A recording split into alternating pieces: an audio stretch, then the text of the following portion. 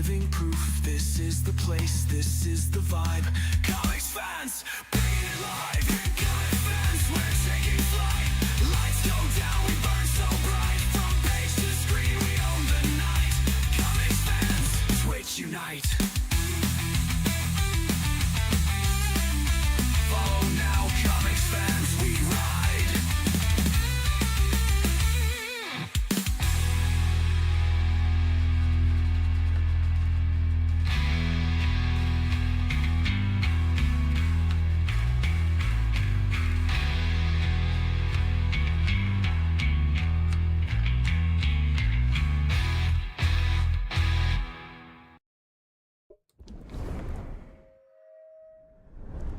Hey, g'day everyone. What's going on? I hope you're all having a super Saturday. Today, we are doing a live reaction to the Marvel and DC September previews that got released over the last couple of days.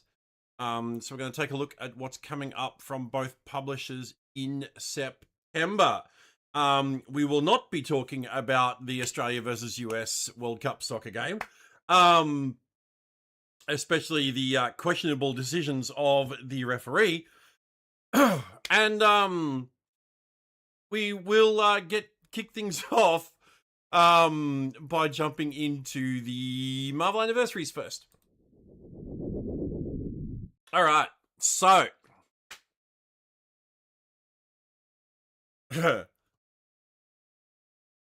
right. Marvel anniversaries for June 20th. We've got The Comet in 1978. White Dragon, also in 78. Kaiba, Frankie, and Gary that didn't get covers, also all in 78. Pharaoh Squared down here in 1989. We've got Network Nina in 1989. Hatsu Yakamoto over here in 89. Shigeru Izaki in 1989. Janine Godby in 1995. Big Mother in 2001. Phyla-Vell became Quasar. And we also have Wraith and Daystar that didn't get a cover in 2007. The Progenitor in 2018. Dr. Shapiro over here. And Andy Bang that didn't get a cover in 2018. And Dom Botto in 2025.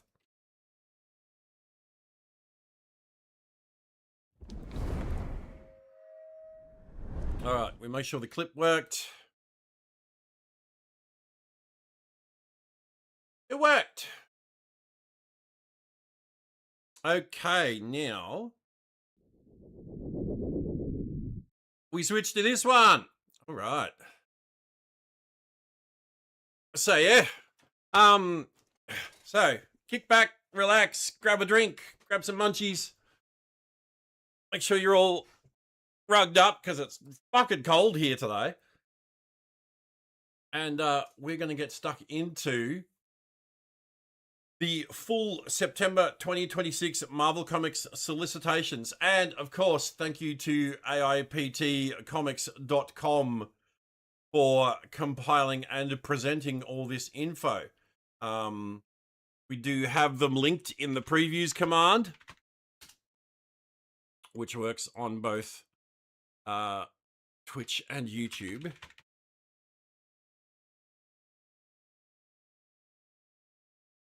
Yep, there we go. So yes, we have them linked there in case you want to read along or check it out for yourself. But yeah, so we get New Avengers. New Avengers series kicks off. We get issue 1000 of Amazing Spider-Man. We also have Alien versus X-Men and a lot more. So we're not going to read through AIPT's intro. We're just going to get stuck into it. All right, New Avengers comic. New Avengers series. And these are your New Avengers. Captain Marvel, Daredevil, Luke Cage, Wolverine, and Spider-Man are the new lineup for the Avengers. I'll be honest, I'm not a huge fan. Like, we've had this lineup before. Right? There's no one here that's not been an Avenger before, right? Like, Captain Marvel's been an Avenger for ages. Luke Cage has been an Avenger for ages. Spider-Man's been an Avenger for ages. Wolverine's been an Avenger for ages. Daredevil, not often an Avenger, but has been before. So I was hoping to see someone new, that we haven't seen on an Avengers lineup in a while. No one that immediately jumps to mind, but yeah, it just would have been nice to have seen a bit of freshness to the roster. And like they're doing this whole Earth's Mightiest Survivors because this takes place after the current Armageddon event that's happening. So I'm not sure what they mean by Earth's Mightiest Survivors. And I mean, this image where they're like, standing in a ruined building on top of a mountain of skulls doesn't exactly look good. But anyway, written by Chip Zdarsky, Marco Cicchetto, art and cover, with a lot of variants. Won't go through all those. In the wake of Armageddon, a new team assembles. Superstar team Chip Zdarsky and Marco Cicchetto reunite for a trailblazing new era of Avengers. With the world order completely rewritten after Avengers Armageddon, there comes a day unlike any other, when a new group of Earth's mightiest heroes find themselves united to avenge the Marvel Universe. Spider-Man, Wolverine, Captain Marvel, Daredevil, Luke Cage, and Redacted. Oh, we do get... Oh, I wonder if... No, they wouldn't be... Because Red Hulk's the current, villain of Armageddon. They wouldn't make him an Avenger again. Because he was an Avenger before. The Avengers take center stage once again in the Marvel Universe, and it all starts here. Don't miss it. So, I wonder who... I mean, yeah, my immediate thought is Red Hulk.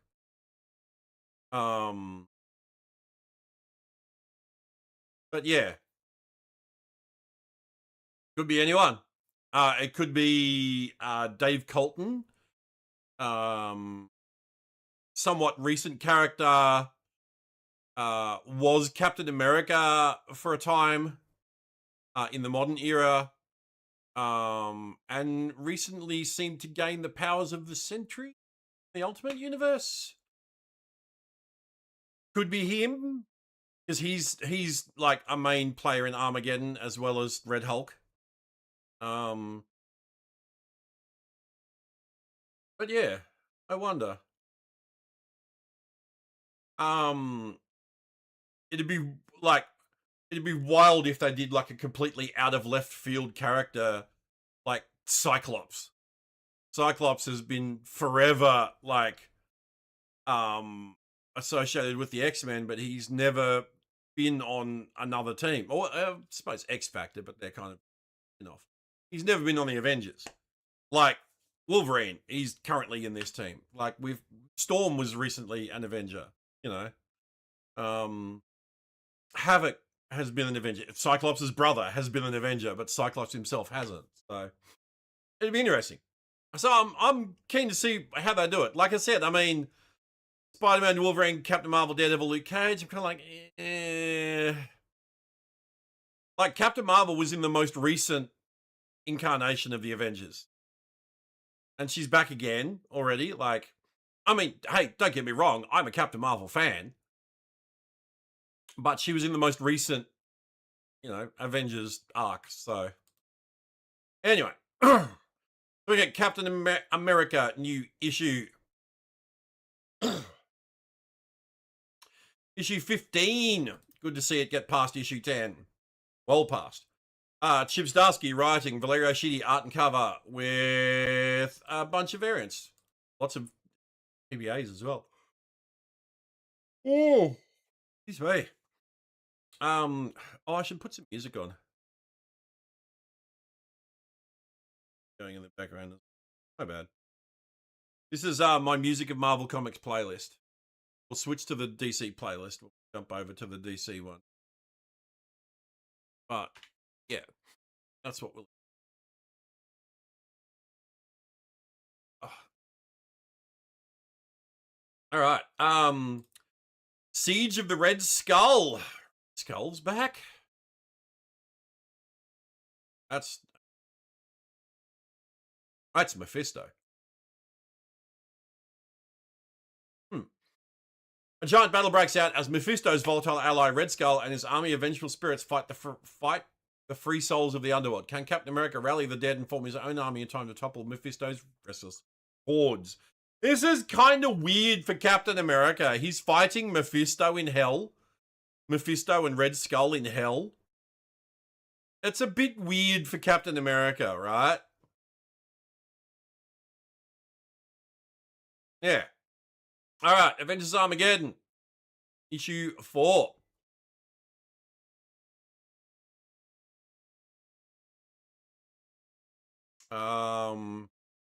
Okay, so we're getting the Avengers comic before Armageddon's even finished. All right. Yeah, because it's 4 or 5. Chip Zdarsky writing with Delio Diaz and Frank Alpizar on art with a bunch of covers. A key moment in... I'm assuming that's meant to be Marvel history as a new character takes the stage. Wait. Oh, did they advance solicit the Avengers comic? Because it says here, the Marvel Universe changes forever right here and now. The Avengers are torn apart as a shocking character makes their debut, setting the stage for November's Avengers 1. But they solicited Avengers 1 right here. So this is a November comic, not a September comic. I don't like how Marvel does this. Yeah, that's really weird. That's really, really weird. Oh, wait. Also, give me a...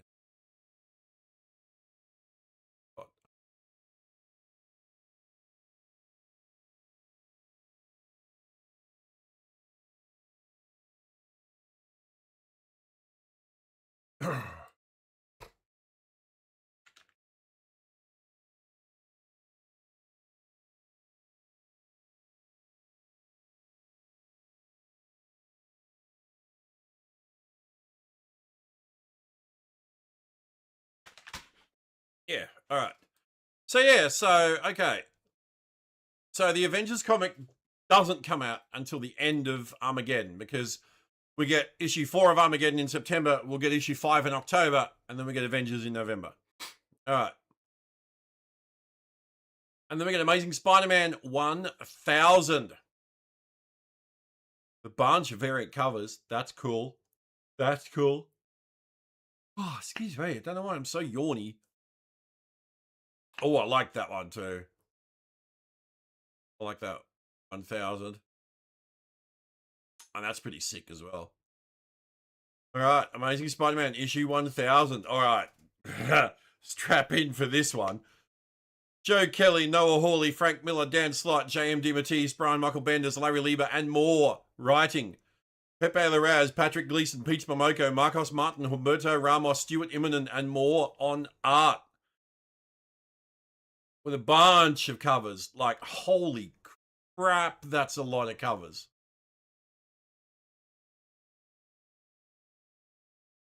That's all the covers? Jesus. The biggest issue in Amazing Spider history. Spider-Man faces his greatest fear and his most frightening new villain in decades, Ravage. Plus some of the greatest creative minds on Earth honor 1,000 issues of The Amazing Spider-Man. Noah Hawley from Alien Earth fame, Alien Earth, Fargo, and Legion, makes his comic book debut. Frank Miller and Peach Momoko collaborate for the first time. Stuart Immonen and Brian Michael Bendis return to Spider-Man together. And some of the best ASM creators return to the title. Yeah, that's going to be wild. It's going to be a wild issue. And then we get the Amazing Venom. And I am very excited for this one because this is actually one of my favorite Marvel characters who recently got themselves a symbiote.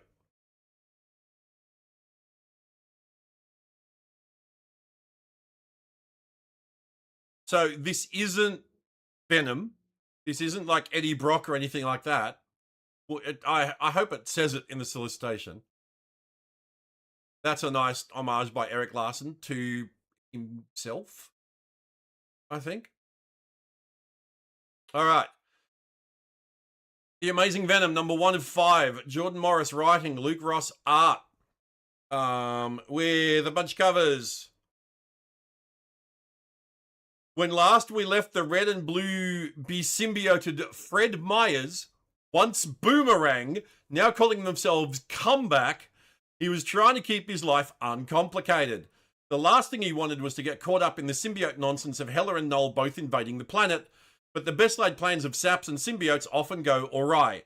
Now, in the fallout, Fred and his symbiote, Passenger, find themselves on a mission way more complicated than your average Venorang can handle. Now, while I'm glad to see Boomerang getting some of the spotlight, I wish it was as Boomerang, not as a Venom Spider-Man hybrid thing. Yeah. And like he's calling himself Comeback. That's a terrible name. Terrible name. I'm sorry, Marvel, but this is a fucking bad name. Passenger, cool name for a symbiote. That's all right. But Comeback, really? He's gone from Boomerang to Comeback? Come on. Do better than that. I'll still keen to check this out because it's Boomerang. All right, and then we get Alien versus X-Men. Latest crossover comic. Pretty cool. Oh, that looks painful. Yep, Alien versus X-Men, 1 of 4. Kieran Gillen and Chris Claremont writing. Holy shit. I didn't know that. That's huge. Geraldo Borges and more on art with a cover by Ryan Stegman and a bunch of variants. Kieran Gillen and Chris Claremont writing this together. Oh, I'm real excited for this now. X-Men versus Xenomorphs. They went looking for a Phoenix egg. They found something else. The X-Men return to Earth with deadly cargo, and a violent battle between mutant and alien begins. And will an unexpected ally turn the tide in the X-Men's favor? In this special crossover decades in the making, the next evolution of Marvel's Mightiest Mutants begins. Will anyone survive the experience? Plus, the first chapter of an all-new story by the legendary Chris Claremont featuring Kitty Pryde, the Brood, and the Xenomorphs. Oh, okay. So Kieran Gillen's writing the main story, and Chris Claremont's writing a backup series of stories.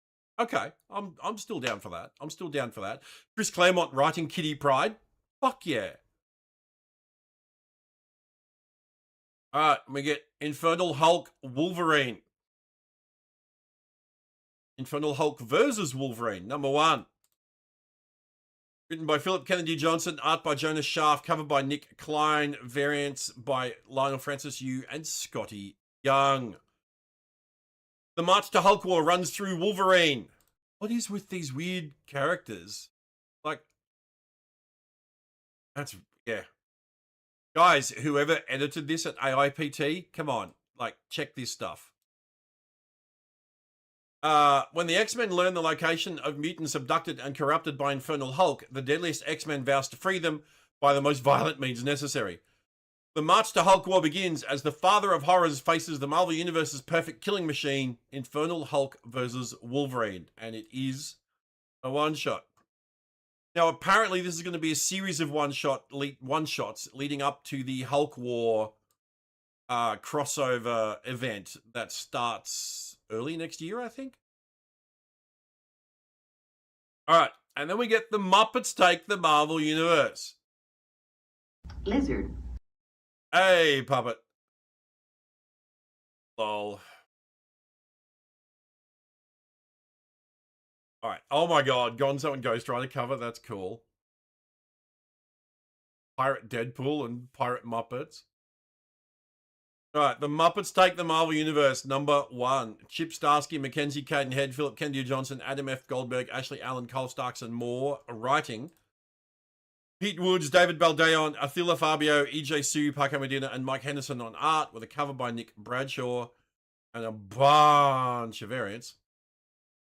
Tonight's very special guest stars, the Marvel Universe. To celebrate the 50th anniversary of The Muppet Show, we bring you a crossover no one saw coming. Join Eisner-winning writer and one of the world's greatest Muppet fans, Chip Zdarsky, along with a cadre of marvelously talented creators as they unleash the Muppets' trademark chaos on the Marvel Universe. Rolf the dog kidnapped by Mojo, Kermit the Frog, Miss Piggy, Fozzie Bear, Spider-Man, Black Panther, and Emma Frost to the rescue. Dr. Bunsen, Honeydew, and Beaker experimenting with gamma rays and Pym particles. What could go wrong? Find out in this epic tale told in the mighty Marvel Muppet manner. And it is a one-shot. There we go. That's really cool. 50 years of the Muppet Show. Fuck, I feel old. I used to love watching the Muppet Show as a kid. So I'm definitely keen for this one. And I love Beaker. Like, I'm so glad Beaker's involved. Beaker was always one of my favorites. All right, we get a new series of Miles Morales Spider-Man for this year. Oh, that's second issue, sorry. Continuing, Miles Morales Spider-Man 2, Brian Hill writing, Nico Leon and Val DeLando art, cover by Simone DeMeo, Muppets variant cover. Ooh, we get a bunch of variants. Sorry, I don't know why I'm so yawny today. Sins of the Father. Enter Grendel, a supervillain from Jeff Morales' past who will stop at nothing to have his revenge against the former S.H.I.E.L.D. agent. But their seemingly perfect plan didn't count on Spider-Man. But how can Miles Morales fight an enemy who has accounted for his every move and power? What tragic event led to Grendel's fall? And what does Miles' dad have to do with it? Family drama, told in the Marvel way.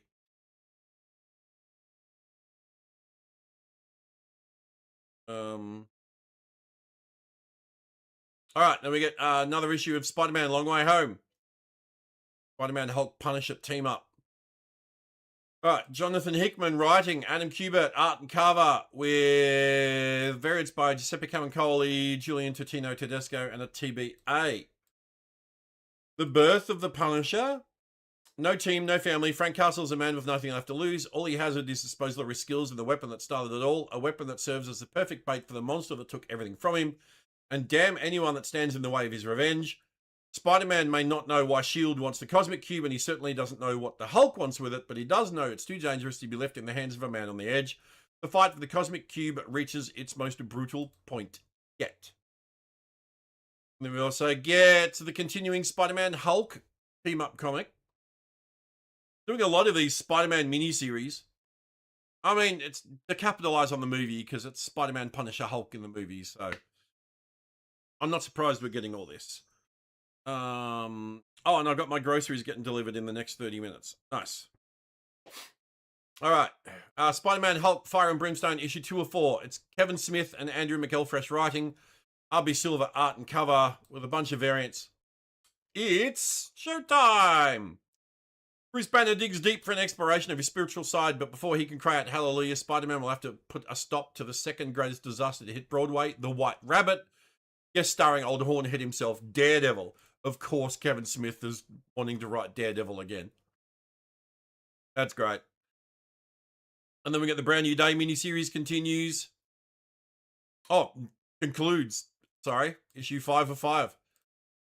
Dan Slott writing, Marcos Toe art, covered by Phil Jimenez with a bunch of variants. Oh, actually, no, only 2 variants. Federico Vicentini and a Marvel Tokon Fighting Souls variant. Spidey must save the Punisher. Can Spider-Man free the Punisher from Mr. Negative's control? He'd better, or the entire city is doomed. And then we get yet another one. There's no cover here, but we've got Punisher vs. Spider-Man issue 3. Dan Abnett writing, Alvaro Lopez on art. I'm assuming that is covered by Jonas Schaaf, variant cover Eric Larson and Mark Bagley. Recall now the earlier days of the Marvel Universe when battle lines were still being drawn and Frank Castle and Spider-Man were that much earlier in their crime-fighting careers. Younger, leaner, and meaner, the Punisher intends to rid the city streets of the criminal element, but when Frank's lethal sensibilities clash with Spider-Man's sense of responsibility, the stage is set for an explosive confrontation that will set the tone of their relationship for years to come. And then we get Spider-Woman anniversary comic, 50 years of Spider-Woman. 50 years of Jessica Drew.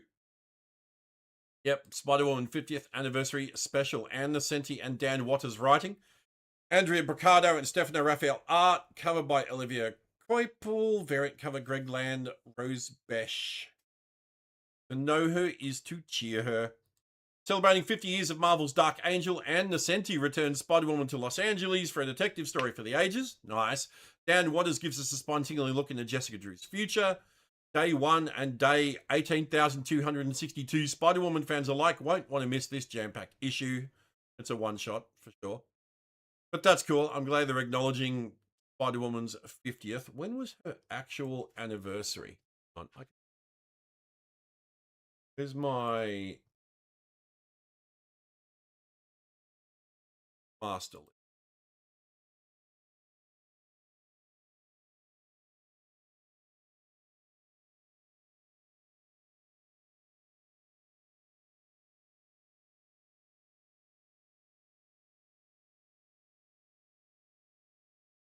That's the groceries as well. Oh, yeah. Definitely. Yeah.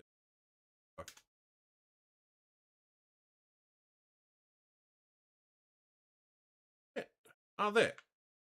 So her actual anniversary is November 9th, 1976. So, yeah, so it is 50 years, but her actual anniversary is November 9th. And they're releasing her 50th anniversary issue in September.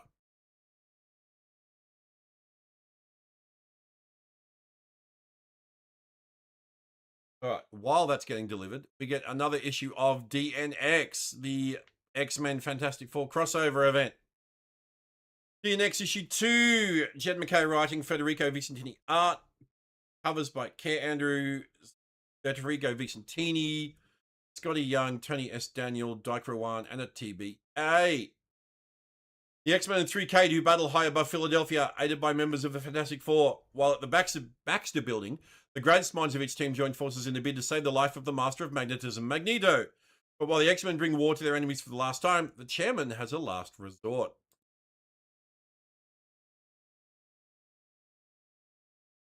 All right, give me a minute. Groceries are getting delivered. I'll just need to bring them in real quick because it's raining too. They're probably going to just dump them in the rain. Fucking annoying.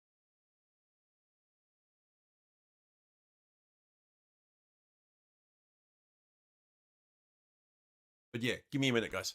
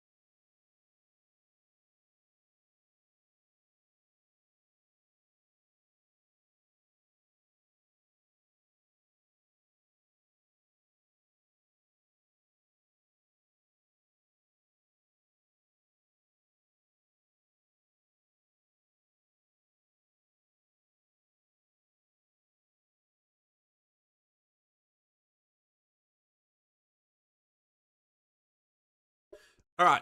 Sorry about that. Let's get stuck back into it. All right. So, new issue of X-Men. That's cool. I like that. Cassandra versus Quentin. That's really cool. All right, X-Men 37, Jed McKay writing, Netho Diaz art and cover with variants by, what we've got, Alex Ross, Annie Wu, Marco Ferrari, and a TBA variant. DNX tie-in, Psywar. While the X-Men battle 3K in a desperate bid to stave off disaster, Kid Omega engages in brain-to-brain combat with Cassandra Nova. It's the telepathic throwdown of the century. That's going to be a fun issue. Oh, we get 2 issues? That's a cool Magneto cover. I like that. Magneto through the ages.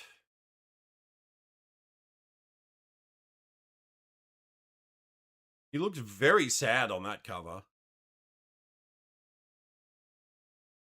Yep, another issue.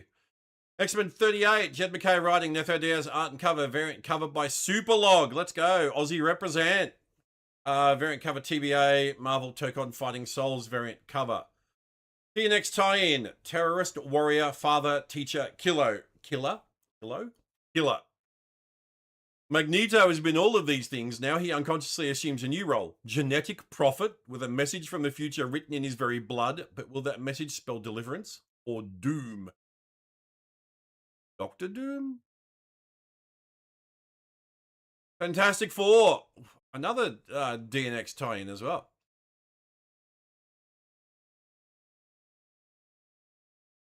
Yeah, Fantastic Four 17. Ryan North writing, Vincenzo Caratu art, cover by Humberto Ramos, variant covers by Alex Ross, Jorge Fornes, and a TBA DNX tie-in. The Fantastic Four find themselves in a strange environment with no memory of how they got there, or worse, of who they actually are. There's a rock monster among them. They seem to have strange powers, and each of them has sustained serious injuries, including burns. Burns that it's soon clear only the youngest one could have inflicted.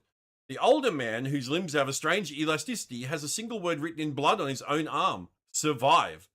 A DNX tie-in you won't see coming. Okay, that sounds actually really weird.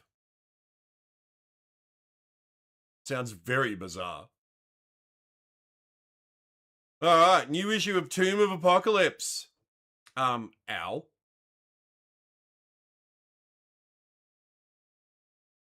That's a cool new look for Jubilee. I like that. Tomb of Apocalypse, issue 2 of 5. Ashley Allen writing, Domenico Carbone art, cover by Fabrizio Di Tommaso, variant covers Nogi-san and TBA. Entombed in the dark, but far from alone. Deep in the dark, X-Men, Jubilee, and Wolverine find themselves subjected to the twisted ancient mind of Apocalypse, and he doesn't care one bit if they make it out alive. And to make matters worse, there are other mutants delving into Apocalypse's tomb whose aims aren't exactly aligned with those of the X-Men. Looks like this dangerous situation just tipped over into a time bomb.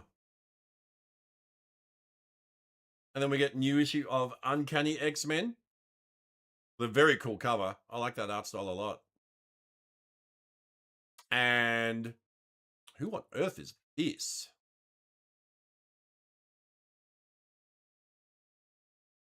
I don't know who that is. I'm guessing Repent. Okay, Uncanny X-Men 35. Gal Simone writing, Luciano Vecchio art and cover with variants by Alex Ross, Kendrick Lim, and a TBA. Wild Ride Part 3. An X-Men faces a terrifying transformation, and the cure may be worse than the disease. Who or what is Repent? I'm assuming it's this guy. And why are they the last hope of a beloved mutant? I'm assuming they mean Gambit. Meanwhile, the newly formed Uncanny X-Men learn of a dark connection between their recent foes, one that may involve one of the Outliers' deepest secrets. The Outliers being that new team of mutant kids that have the X-Men are training. Another issue of Uncanny. And yeah, that doesn't look good for Gambit. That's a cool cover. I like that. Yeah. Uncanny X-Men 36, Gal Simone writing, Luciano Vecchio art and cover, variant cover by David Lopez, and TBA covers. Wild Ride Part 4, the Harbinger of Demons, Repent, prepares to make the ultimate sacrifice to free an X-Men from what he believes is a homicidal possession. Can the Uncanny X-Men survive the experience? It's Mutant versus Malice in a battle for their eternal souls. Malice?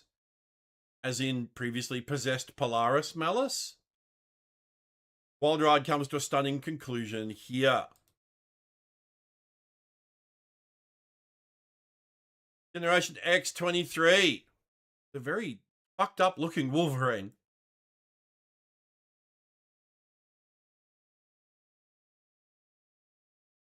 Lol.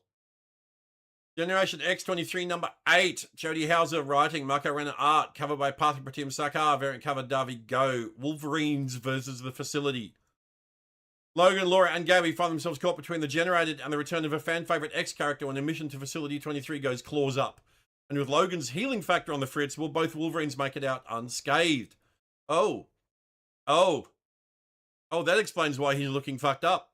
His healing factor's on the fritz. But then what does that mean for the adamantium on his skeleton?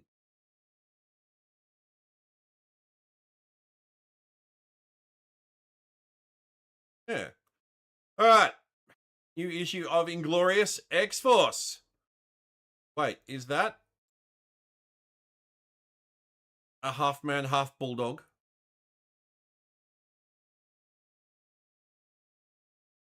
Is that a mutated bulldog?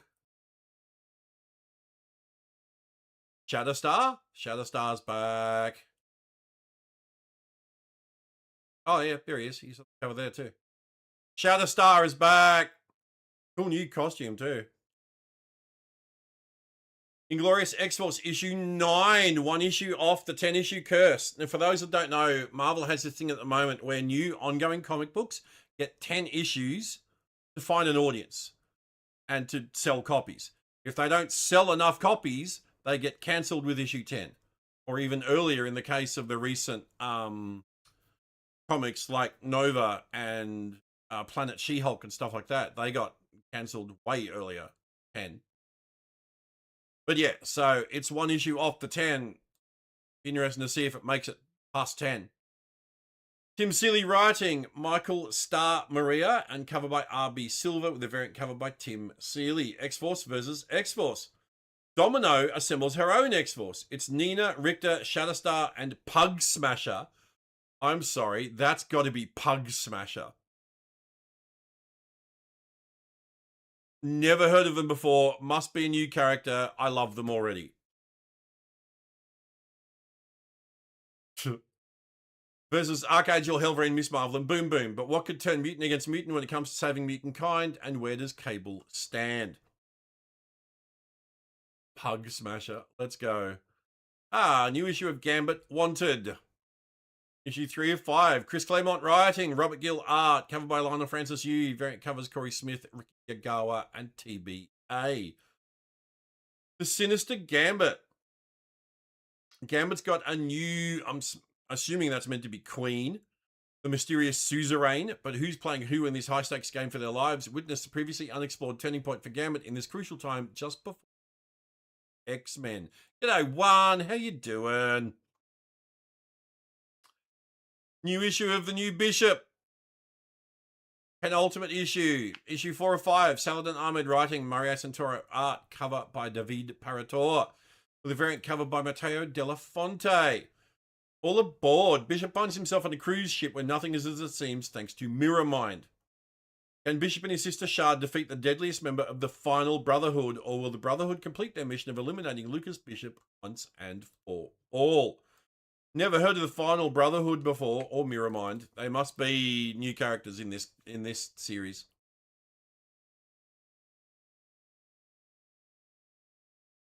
But yeah, I'm intrigued. X-Men Outback continues. Lol. There we go. That's a cover cover. I like X-Men Outback 4 of 5. Steve Orlando writing. Stephen Segovia art. Cover by Russell Dowderman. Variants by C.F. Villa, Kendrick Lim. The Morlocks of the Outback are in trouble and only the X-Men can help. Havoc and Madeline Pryor must help the Morlocks of Australia escape from the Lava Men. Can even Havoc withstand the heat? Will these X-Men be able to establish a truce between the Lava Men and the Morlocks before Mandy's fiery visions of them come true? The Morlocks of Australia. All right, I'm very keen to see who they are because we've not seen them before. This series takes place during the time in the 80s in Uncanny X-Men, when the X-Men were thought dead, but were actually living in an abandoned town in the Australian outback. And so basically they were like Australia's very own superheroes for a time. And yes, and this story takes place during that period. So, needless to say, I'm excited for this because it's X-Men Australia, basically. I'm like, fuck yeah, let's go. And then we get a new issue of the X-Men 97 Season 2 prequel comic series. Cool looking Todd Nork cover.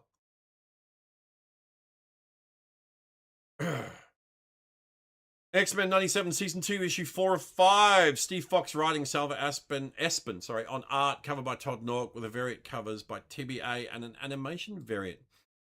Who is the heir of Apocalypse? In the dystopian future, a band of X-Men fights for survival, while in the present, Cable and his new allies go undercover to expose a cult devoted to Apocalypse. And a surprising new group of mutants loyal to Apocalypse are revealed, including his heir apparent. Are they doing Genesis as the heir apparent? Or Strife? All right, new issue of Wolverine. Oh, that's cool. After McFarlane, that's an homage cover to Incredible Hulk 340, I'm assuming. That's really cool. I like that. His bone claws have grown back because recently his the bone claws in his right hand got shattered and broken. And it looks like they're growing back there because they're currently like just stubs, apparently.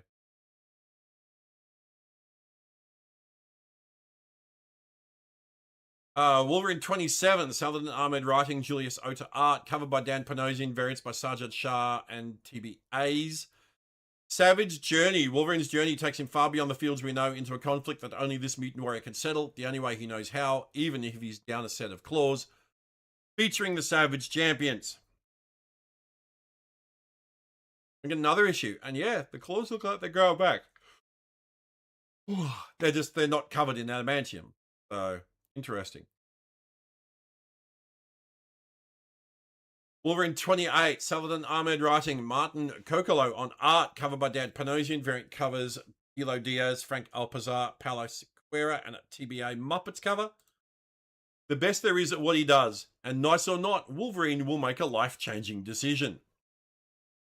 Ooh, that's interesting. I like it when they do these solicitations that don't tell you a whole lot about what to expect from the comic. Man, why am I freaking so sleepy? So tired.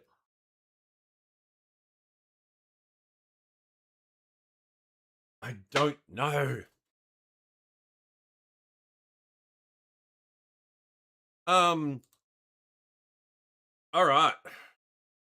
Another issue of X-Men United. Oh, that's a cool looking cover. Wolverine and Blade. Let's go.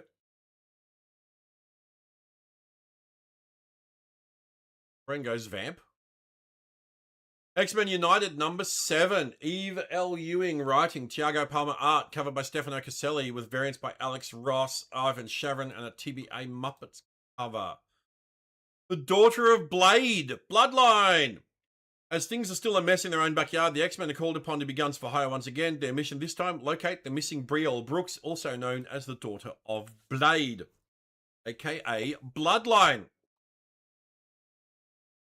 And then we get X-Men Omega Red Dawn. Interesting. Jubilee's got roller skates on. Is this... Okay, because it's Cyclops in his 90s gear.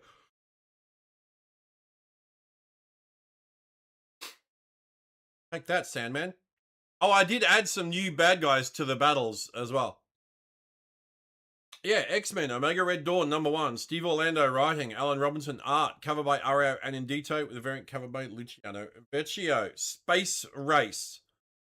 When Omega Red abducts Professor X, the X-Men follow in a hot pursuit that takes him around the globe and beyond, but time is of the essence, and Omega Red unleashes a deadly chemical attack that spreads rage and violence in his wake. With half the team down to the count, do they have what it takes to save their beloved mentor and everyone else before the world becomes totally consumed by hate? Reprinting X-Men Infinity comic 1 to 10. Right. And it's a one-shot. Right, so that's why they're all in those costumes, reprinting the Infinity comic.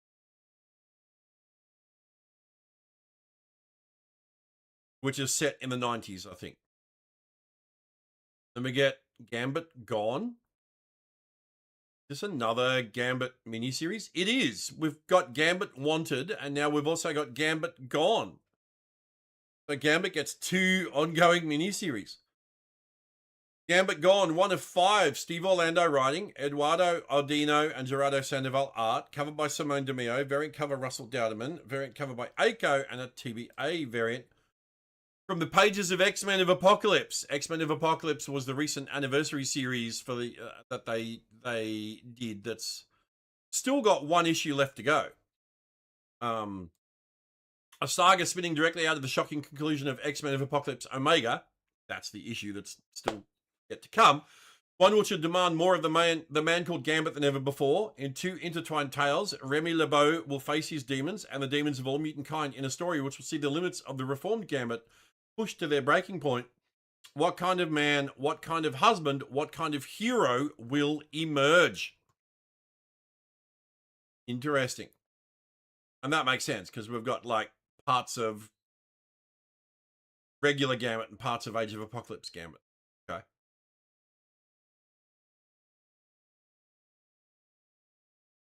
All right, Challenges of Doom, Spider-Man. Oh. That looks like Doom is falling. Not. Okay. Oh, he's caught in the web. I see. That's a cool one. Yeah, Challenges of Doom, Spider-Man #1, Al Ewing writing, David Messina art, cover by Fabrizio Di Tommaso, bunch of variant covers. Dr. Doom versus the Amazing Spider-Man. Discover an untold tale from the early days of Peter Parker, aka Spider-Man. The unlikeliest crossing of paths as Dr. Doom seeks out a young web slinger in Queens, determined to make him a core part of his next world-dominating scheme. Too bad Pete doesn't really go in for that kind of thing, but even worse, Doom doesn't take no for an answer. How will this one end? There's only 1 book where you can find out. Oh, and it's a one-shot. Okay. Interesting. Big Guns? Oh, wait. This is Deadpool Punisher crossover? Yep, looks like Deadpool Punisher crossover. Wade Wilson, Deadpool #8, Benjamin Percy writing, Jeff Shaw art and cover, connecting variant, Jose Maria Casanovas with a bunch of variant covers. Target Frank Castle. Deadpool's got a new mission, a new vehicle, and a new enemy? Wait, are we talking about Frank Castle? Big Guns starts here as multiple forces converge on the ultimate weapon, but only one can emerge victorious. Continued in Punisher 8, also on sale this month. A new vehicle? Oh dear. Got the Poolmobile. Yeah, here we go.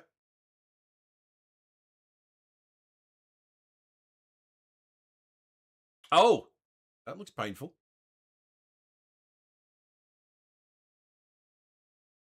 Lol. Deadpool rules, Frank Lol. Punisher 8, Benjamin Percy writing, Jose Luis Suarez. Sorry. Suarez? Suarez? Art, covered by David Marquez. Bunch of variants. Target Wade Wilson. As the spectacle of the summer rolls on, Frank Castle finds himself at odds with the regenerating degenerate Deadpool. But not all is as it seems, as a mysterious interloper seems to be manipulating circumstances of people alike, setting 2 of Marvel's most iconic characters on a collision course with calamity. And then we get Marvel Mangaverse, 25th anniversary. God, I can't believe they're doing they're doing more Marvel Mangaverse. Yeah, this was a thing like way back in the day. Web of Blood. Trippy. Marvel Mangaverse, Web of Blood #1, Joe Kelly and Jack Kelly writing, Kenny Ruiz art, cover by Yuji Kaku with a variant cover by TBA. Return to the Mangaverse, just in time to see it end. Celebrating the 25th anniversary of Marvel Mangaverse, father-son duo Joe and Jack Kelly are teaming up with acclaimed artist Kenny Ruiz from Star Wars Path of the Lightsaber to revisit the Mangaverse as readers have never seen it before. In a world where technology no longer works and magic reigns supreme, a looming apocalypse threatens to end the world in a sea of flames. That is, unless Spider-Man, Weapon Extremis, which is for a kitty, and Magic have something to say about it. But as each attempt to stave off Armageddon leads each further down the road of forbidden magic, these friends turned enemies must confront the question of if their choices really will save the world or doom it entirely. I don't think they've done the Mangaverse since 25 years ago. So it's interesting that they're doing a 25th anniversary of it now. Yeah. And then we get, Iron Knight, Marvel Mangaverse, 25th anniversary. Go again.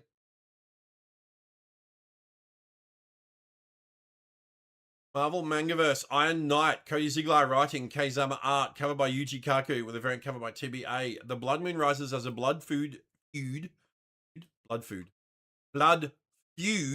comes to a head. With the city of New Chicago besieged by demonic yokai and trapped within a magical dome, Riri Williams has rigged a mana-powered mech suit to dole out justice to keep the streets safe as Ironheart. But when the opportunity arises to avenge the death of a friend, Riri finds herself entangled in a dangerous quest for vengeance alongside legendary sorcerer Moon Knight. Strap in, power up, and prepare yourself for a heavy metal, high-octane adventure as Cody Ziegler and Kazama make their mark on the Marvel Mangaverse. Then we also get Arcane Avengers.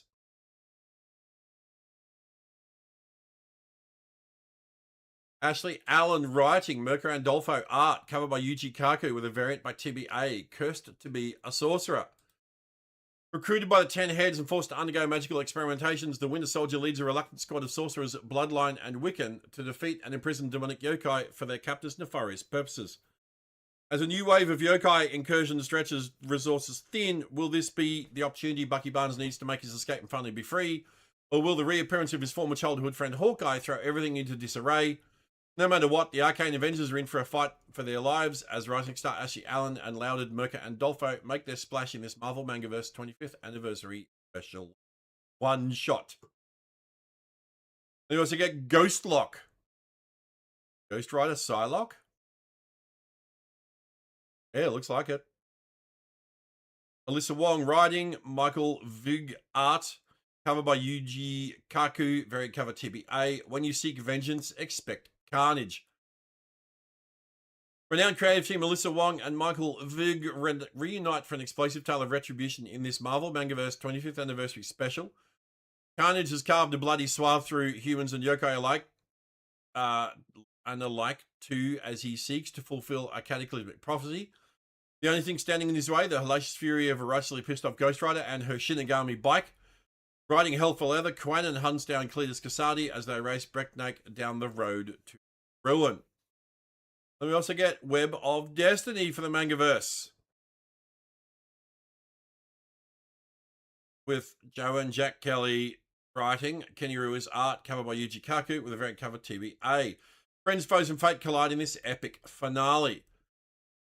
The apocalypse has arrived, and at the center of it all stands Spider-Man, Miles Morales, Weapon Extremis, Laura Kinney, and Legion, Ilyana Rasputin. Can the trio overcome their differences long enough to set things to rights, or will they be forced to watch the world burn around them?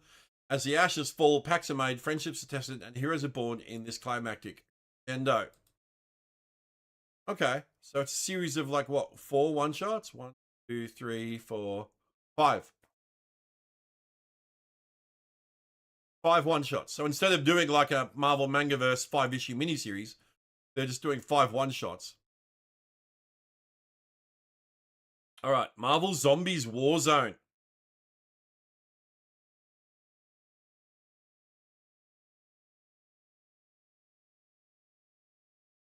Issue 1 of 5. Tom Waltz writing, Jamie Infante art, cover by Tony Parker with a bunch of variant covers. Escape the Hunger. A zombie outbreak has hit Manhattan and the whole city is rapidly overrun. As Earth's mightiest heroes succumb to the virus, a barrier is hastily erected to protect the world, but inside the barrier, a war zone has broken out as survivors fight for their lives against an ever-growing horde. However, one man isn't looking for survival, he's after answers as he carves a bloody swath of his own through the ravaged city. And if any zombies get in his way, well, the Punisher has plenty of lead they can eat.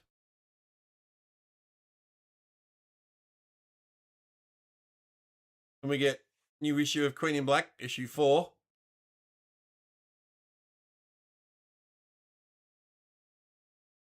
Or a 5, Al Ewing writing, even call art, covered by Ryan Stegman with a bunch of variant covers. Venom Ascending. As the war between Hela and Null gets personal, Tira unleashes his final weapon on the beleaguered Avengers. Meanwhile, in the Baxter building, Reed Richards investigates Codex's half-symbiote power with cataclysmic consequences. The end of Venom's golden era coincide with the planet Earth. Uh-oh. Oh, and we also get issue 5. We also get the final issue.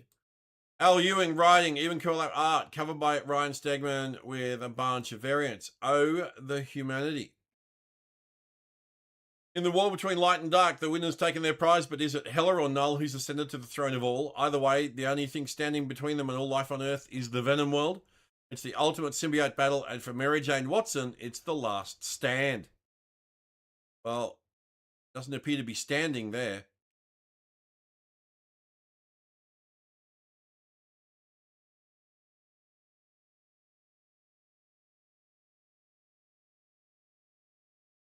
We get a new issue of Venom 262. Al Ewing writing, Carlos Gomez art and cover, variant cover by Ariel Anandito. Finale variant cover. So this is the final issue of Venom. Who is the all-new Venom? Mary Jane Watson is Venom, and so is everybody else. Venom world lives, but the war between Null and Hela just ended, and even 8 billion Venoms might not be enough to beat the winner. It's the strangest adventure yet for the world's strangest roommates, but is the lease finally up? Well, I guess it is, because it says finale variant cover. So I'm assuming this is the final issue of the Venom series.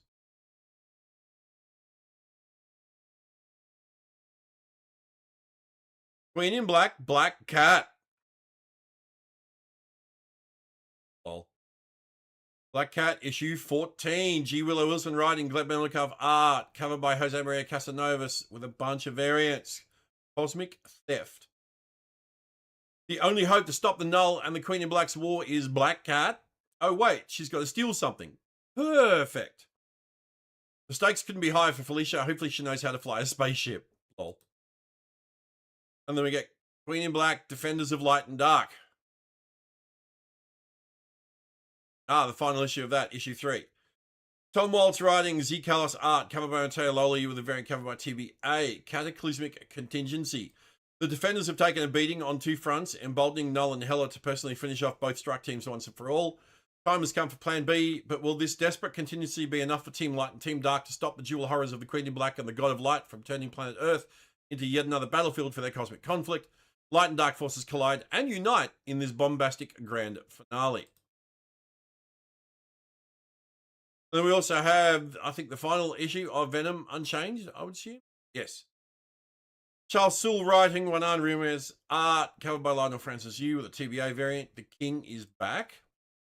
Eddie Brock was the King in Black right up until he wasn't. It was him vacating the throne that led to the return of Null and Hela's rise as Queen in Black. Can he make up for his mistake? Could he take back the crown as the god of the symbiotes?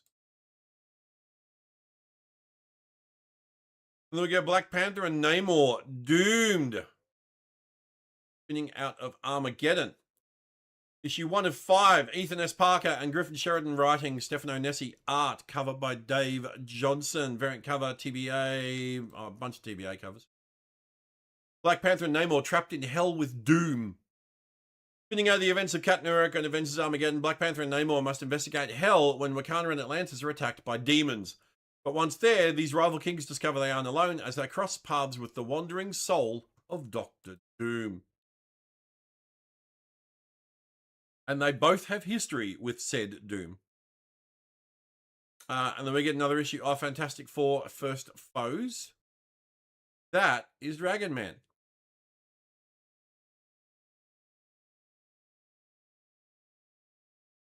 Oh, and it is. It's a Dragon Man comic. Fantastic Four First Foes, Dragon Man #1. Nice! Greg Pak writing, Mark Buckingham art, covered by Phil Noto, variant cover Alan Davis, Miguel Mercado, from the world of the blockbuster movie. As Fantastic Four take the world by storm, Ben Grimm, the ever-loving thing, struggles in the spotlight in his rocky monstrous form, but could there be a cure for his condition? And what does all this have to do with the terrifying android known as Dragon Man? Yes, Dragon Man is an android made to look like a humanoid dragon.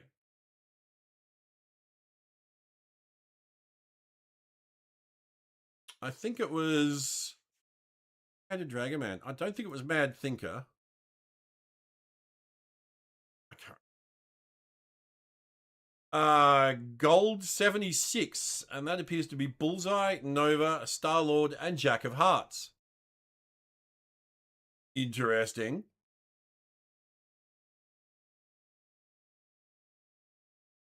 Nova versus Star-Lord? And yep, that is definitely Jack of Hearts.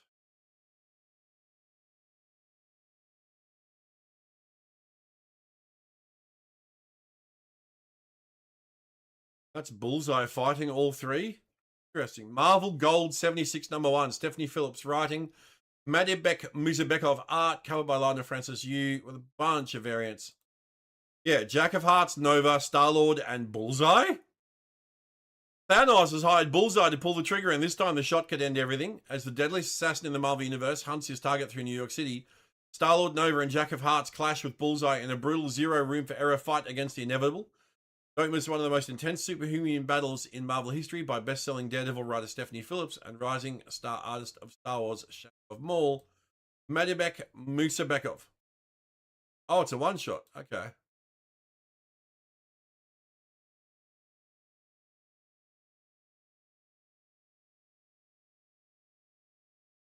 Reborn, Ultimate Impact, final issue. Chris Condon writing, Stefano Caselli art, covered by Lionel Francis Yu, variant cover Dr. Wan, variant cover Stefano Caselli, and a TBA variant. To the Victor, the Origin boxes. The greatest powers of the Marvel Universe and Ultimate Universe clash in a battle that will decide the fate of the Origin boxes and the world. And the Origin boxes are these items from the Ultimate, or the most recent version of the Ultimate Universe, that contain various different superpowers. Miles Morales and his allies Captain America and Iron Man have drawn a line in the sand against Hostilicus. Which side will the Origin box-powered Wonder Man, Sightseer, and Mogul choose? And could there be more Origin boxes out there to be claimed? Then we got a new issue of Doom Quest, and that looks like Galactus and Arisham.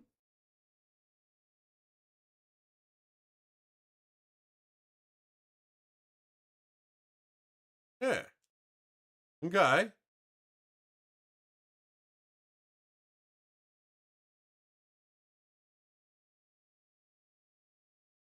Is that Monstro? Is that Doom versus Monstro? Fuck yes. That looks awesome. Doom Quest, 5 of 10. Ryan North writing, Francisco Mobley art, covered by Alex Ross. But actually a bunch of variants. Galactus arrives. On his voyage throughout history, Doom has found his mind inside the body of many powerful men, but this is the first time he's in the body of a powerful woman.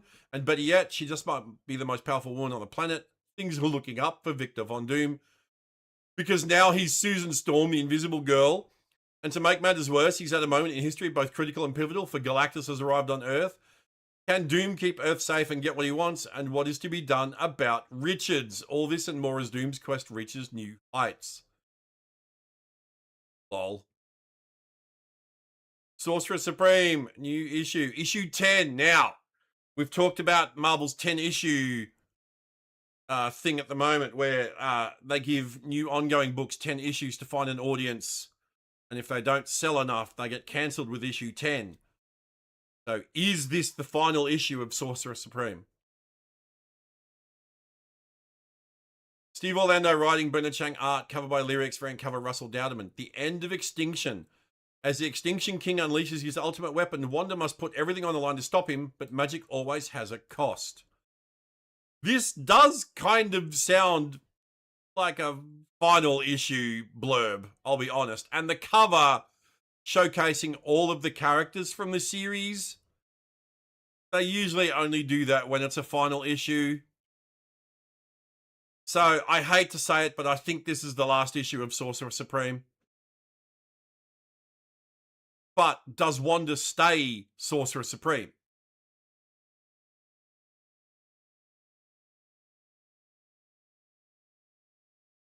It's such a shame. Such a shame. That was a great cast of characters.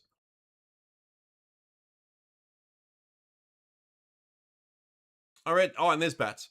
I read the first couple of issues of this and really enjoyed it. Like Wanda as Sorcerer Supreme. It's really cool. But yeah, this definitely sounds like no issue 11, which is a shame. Doctor Strange, new issue. Also issue 10. Now, this is another one. Is this the final issue of Doctor Strange? Does he get an issue 11? Derek Landy writing, Ivan Fiorelli art, covered by Alex Hawley.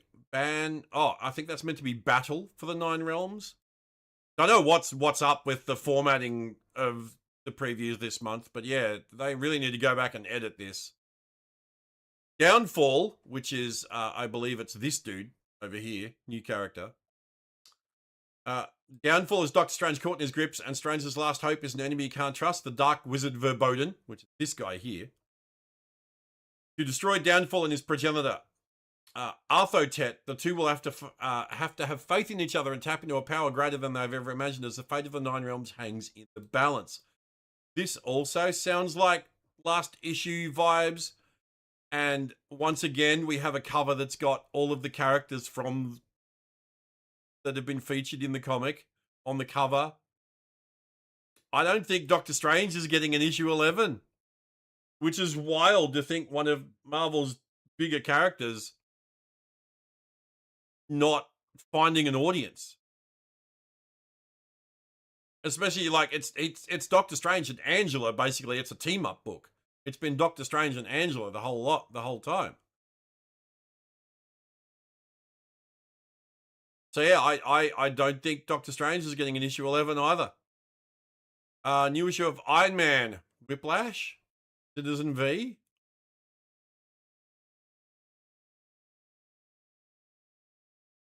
That's a cool cover. Oh, issue 9. Iron Man 9, Joshua Williamson writing, Carmen Canera art, covered by Ryan Stegman with a bunch of variants. Who is Whiplash? Isn't his name Vanko? Ivan Vanko? I think off the top of my head. I'd have to look it up, to be honest. Whiplash is one of Tony Stark's greatest enemies, but why does he hate Tony so much? As the mysterious Citizen B and Iron Man must work together to stop Whiplash's dangerous plans to destroy everything Tony has built, we take a rough trip down memory lane to learn the true history of Whiplash. Also, Madam Mask and Adam Ware use Whiplash's distraction to make a move on the rest of AIM that will change the secret organization forever. Okay. We get another facsimile edition of the original Silver Surfer number 7. Doctor Strange, Doctor Doom. Oh, is this a reprint of Triumph and Torment? Yeah. With a really cool Peach Momoko cover, though. Yeah, all-time classic graphic novel from fan favorite Marvel writer Roger Stern, reprinted in comic book format. There we go. Anyone that is a Doctor Strange fan, anyone that is a Doctor Doom fan, Triumph and Torment is one of the best Doctor Strange and Doctor Doom comics ever. So if you're a fan of either of the characters, I would very much recommend picking this up in September. If you can't get your hands on the original Marvel graphic novel from 1989. Yeah, pick this up. You won't regret it. It's a brilliant story. Wait, it's not Mortal Thor anymore? They've dropped the Mortal. He's back to Thor? Oh no, that says Mortal Thor. Bugger. I was... Oh, wait, no, it is Thor 801, but then why does that say Mortal Thor? They're keeping the numbering as well, because Thor hits issue 800 in July. Okay. Al Ewing, writer, Pascal Ferry, art, covered by Alex Ross with a bunch of variants. The quest, I'm assuming that means the quest for, this is real bad this month, guys. The quest for Thor begins. Sigurd Jarlson is an ordinary man, but he alone can call Asgard's greatest hero back to life. But to rebuild the bridge between humanity and the gods, he must begin his quest in the worst place of all. Somewhere in hell, a man with a hammer begins a journey into mystery. Nice call out there. Thor's comics. I like that a lot. All right, we get new issue.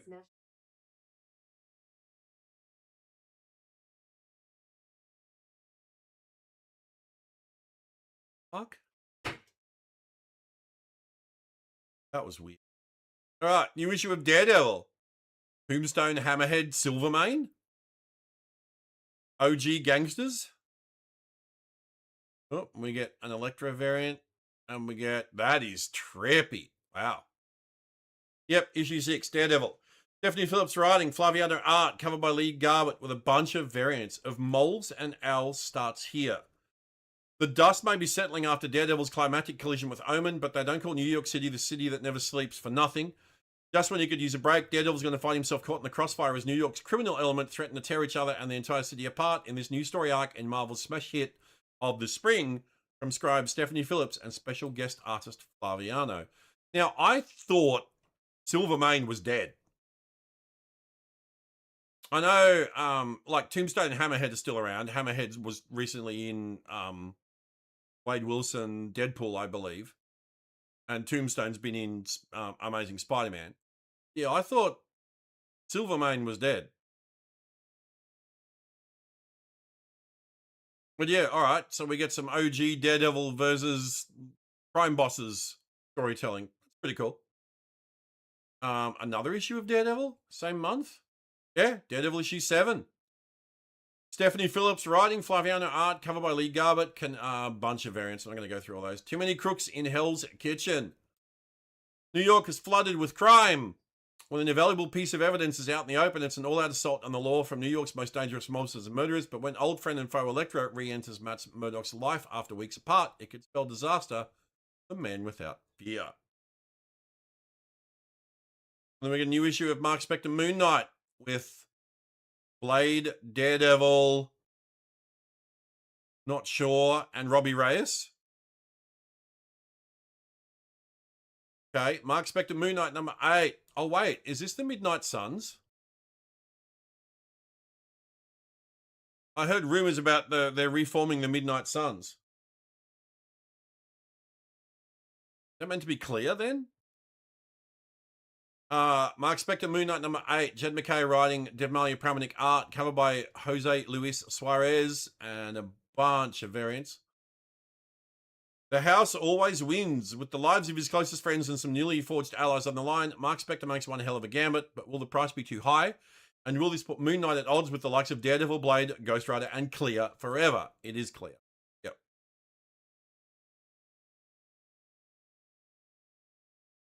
All right. And then we get another issue of Fantastic Four. Yeah. Fantastic Four 16. Ryan North writing, Ramon Rosanas art, covered by Humberto Ramos. Variants by Alex Ross and TBA's Crash Landing. The Fantastic Four have crash landed on a far-off world and have been repairing their spaceship for weeks as they blend in with the aliens who live there, trying to keep a low profile. But when an unexpected discovery shared with the best of intentions leads to chaos, only Fantastic Four can stop an entire world from sliding into a destruction of their own creation. This won't be easy, and it may not even be possible, because to save this world, the Fantastic Four must die. Dun, dun, dun.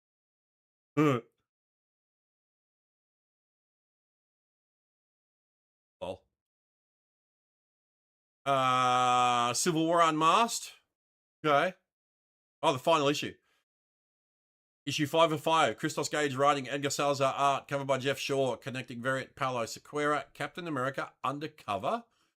As the Civil War heats up, Captain America is forced to hide his identity and go undercover as a security guard at a mall using the alias Brett Hendrick. But when disaster strikes, Cap gets a glimpse of the other side of the registration conflict and experiences firsthand what it's like to live without power in a super-powered world. Isn't that the same name that they gave him in Rivals?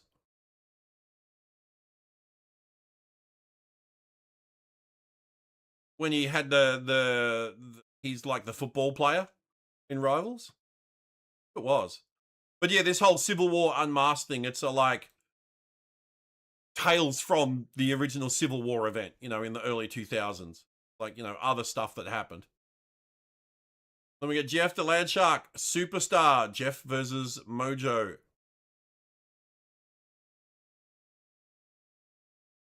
Issue 3 of 5. Kelly Thompson writing, Toki Takoro art, covered by Guri Hiru.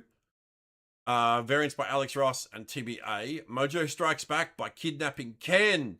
That's Ken. Ken the Septipus. How do you motivate Jeff the Landshark? Threaten his friends, of course. Now that Mojo has kidnapped Ken the Heptopus, I thought he was a Septopus. Jeff must leap into action and teach his new allies, the Jeff Coast Avengers, the real meaning of heroism and friendship. The Jeff Coast Avengers. I love it. Godzilla conquers the multiverse. All right. They appear to all be venomized. Godzilla conquers the multiverse, issue 3 of 5. Jerry Duggan writing, Javier Garon art, covered by David Marquez. Heisei versus Marvel variant cover, Mark Bagley, variant by Gerardo Sandoval and TBA. When gods fall, Godzilla rises. With Doctor Doom dead, the multiverse broken, and Godzilla unstoppable, Miles Morales, aka Spider-Man, turns to an unexpected ally, Odin himself. Can the wisdom of the All-Father change a war that's already been lost? Also featuring Punisher, Mothra, Null, Kang, Emma Frost, Doctor Strange, Man-Thing, and more. That's wild. Doctor Strange is dead. Doctor Doom is dead. Why's he on the cover?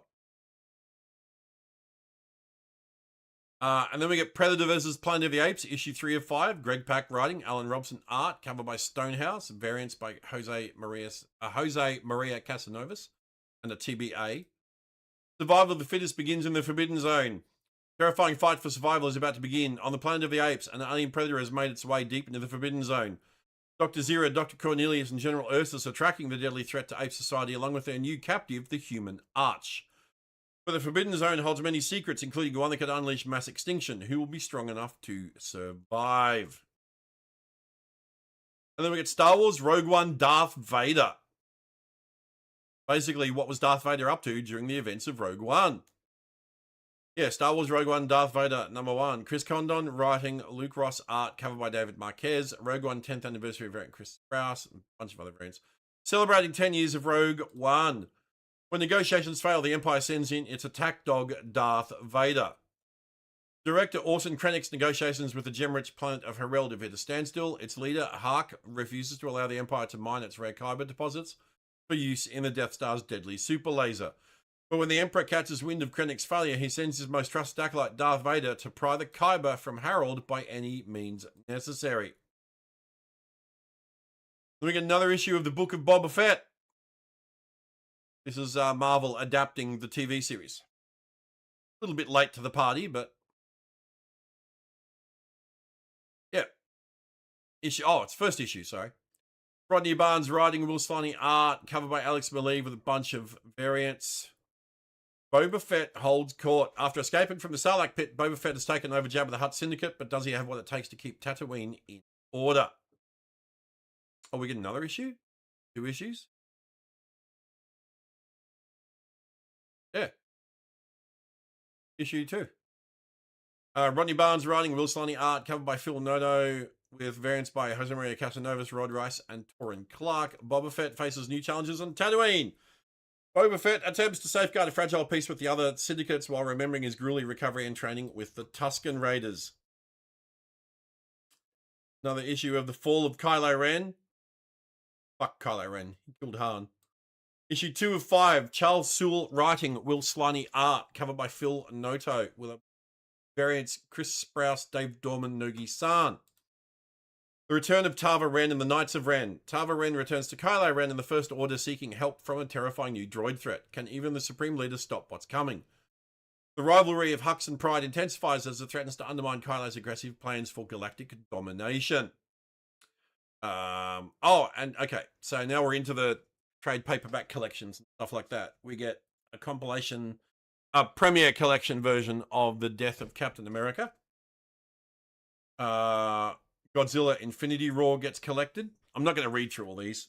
You guys can check those out if you want. Like I said, I've got the previews command. Iron Man gets a trade paperback of the current series gets collected. Infernal Hulk gets its first trade.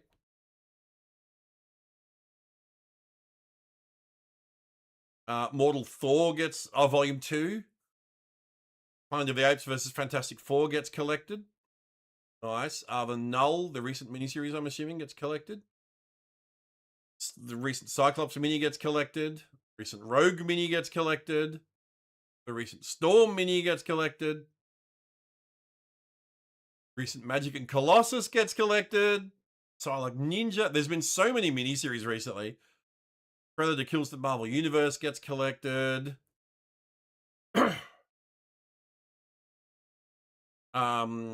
New Star Wars Clone Wars Omnibus. We get another Runaways Omnibus. Nice. Classic Marvel Team Up gets another hardcover. Omnibus hardcover. That's pretty cool. X of Swords, a new printing for that hardcover. Secret Wars Battle World, the Volume 4.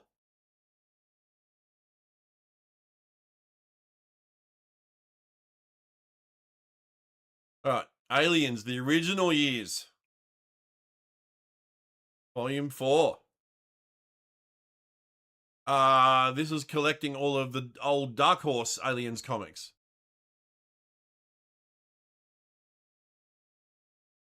Then we get a Captain America Epic collection, Lazarus Conspiracy. Cool. Get a Ghost Rider Epic collection.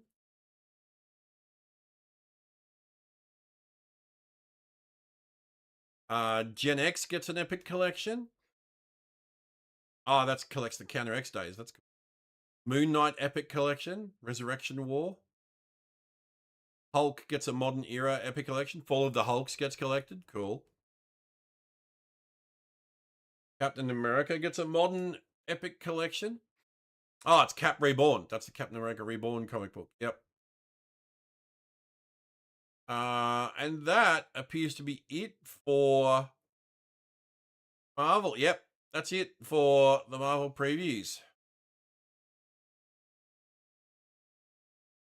Ooh, Art of Marvel Studios, Avengers Doomsday. Okay, yeah. All right. That's pretty cool. There's some cool stuff coming out from Marvel. Yeah, they let it off with a comic that's coming out in November because that Avengers 1 is in November. They said that's all the collections. They advanced solicited Doom All-in-One and Wolverine Paradise for October. Yeah. 4th of the 11th, Avengers 1. So they really advanced solicited that. It's got a final order cutoff in August, but it's not coming out until November. That's wild. That's wild. They don't normally do final order cutoffs that early.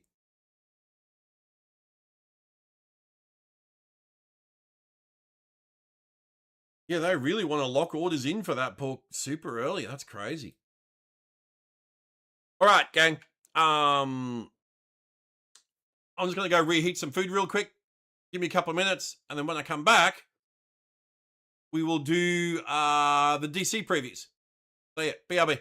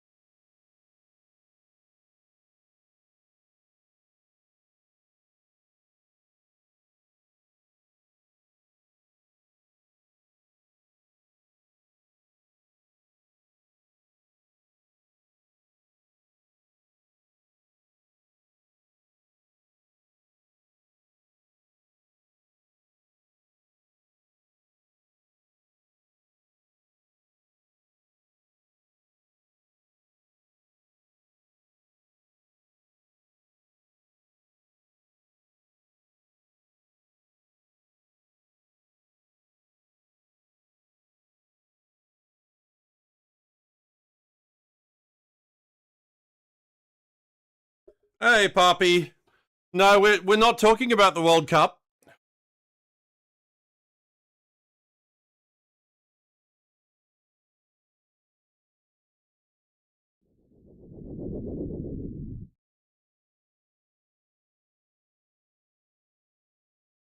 Why not? No reason. No reason at all.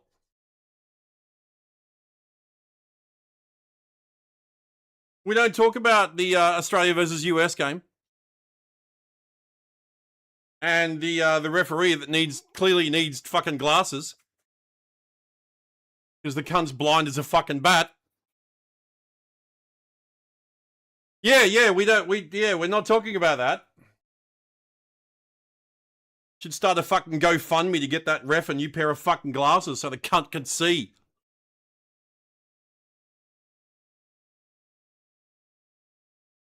Absolute fucking... But typical bullshit US tactics. Let's fucking bully our way into getting a goal. Fucking cunts.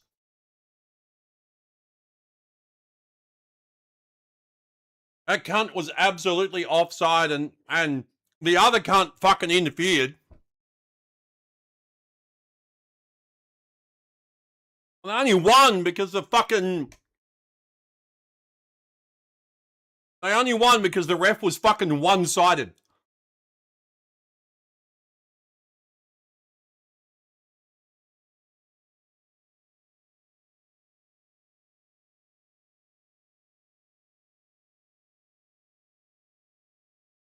That first goal was iffy as fuck. And the second goal shouldn't have been awarded because, like, if that cunt wasn't fucking offside, I don't know what fucking offside is. And then the other cunt was fucking interfering with the goalie as well. So that should have been a fucking penalty to Australia, not a fucking goal to the US. Anyway, we're not talking about that.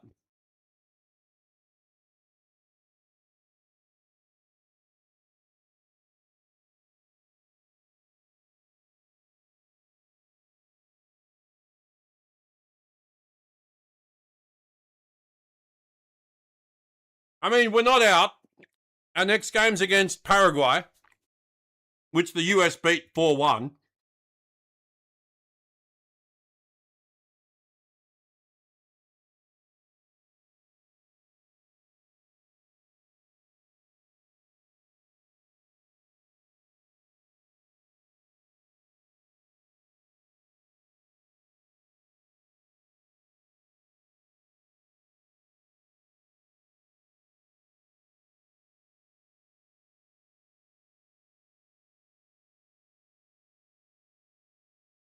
I hope they get thrashed in the knockout stages. Well, we'll see. I just hope Australia makes it to the knockout stages.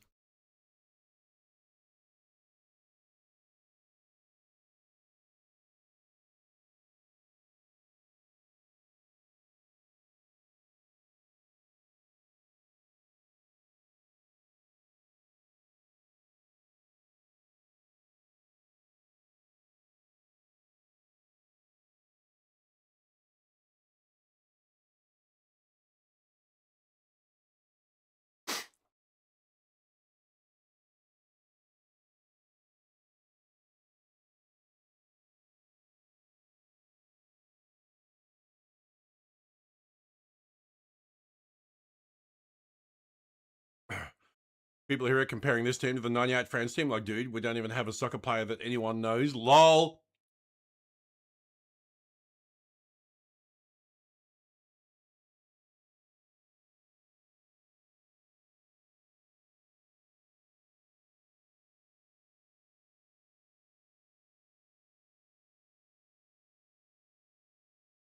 All right, nearly finished eating and then we'll get stuck into the DC previews.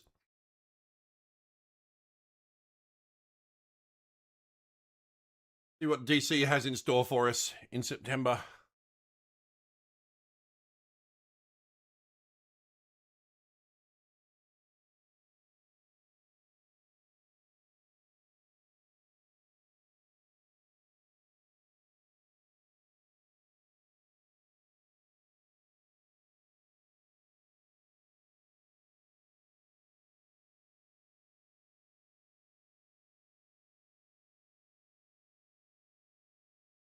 You better have something good cooked up. It'll be interesting to see what they've got. I was thinking of playing some Rivals after this, but I will be honest with you guys. I'm really not interested in playing Rivals at the moment. They just added another bunch of fucking swimsuit skins and swimming emotes. And I'm like, what the fuck are you doing? This isn't Marvel. Where are my superheroes in my fucking superhero game? Apparently, some people were getting banned off TikTok for showing off the costumes in Rivals, the new swimsuit outfits. People were getting bans on TikTok.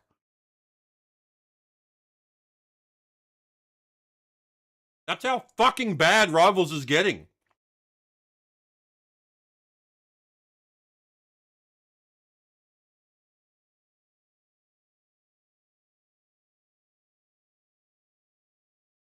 Superheroes are on vacation. Look, Marvel's done swimsuit specials before. Marvel's done like fashion books and stuff before, but it's only here and there. It's not the norm. And if you look in Marvel Rivals right now, the swimsuit and fucking gala costumes far outweigh the rest of the content. They just added a whole new fucking zone to show off the fucking swimsuit costumes. They added a beach zone. And they gave a bunch of characters fucking swimming emotes and shit. It's like, fucking stop. That's what the people want, I guess. Not this people. It's actually actively driving me away from Rivals. I have no interest in jumping into a game of Rivals where all my teammates and all the enemy team are wearing fucking fashion gala outfits or swimsuits. I'm like, what the fuck is this? Where are the superheroes in my fucking superhero game? You know? So yeah, I have zero interest in it, I'll be honest.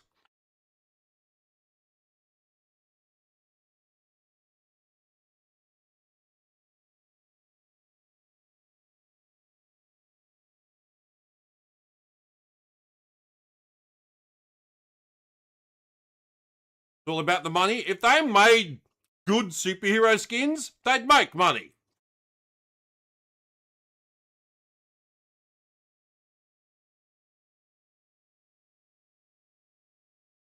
They don't have to turn the game into a fucking embarrassment to fucking make money. You know what I mean?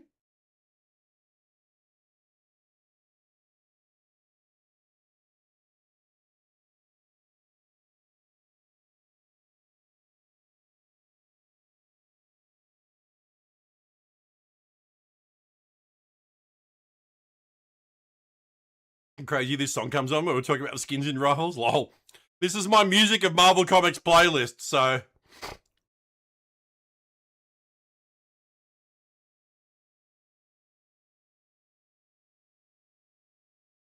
all of the songs on this playlist were used in Marvel movies, TV shows, games, you name it.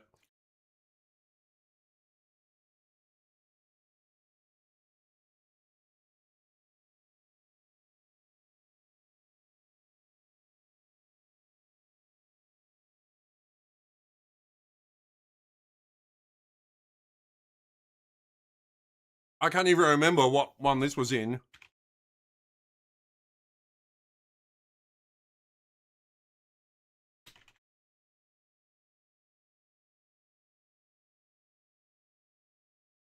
Oh, it was in Thunderbolts, right. Oh, it was in his limousine. It was in Red Guardian's limousine. It played in Red Guardian's limousine. I remember now.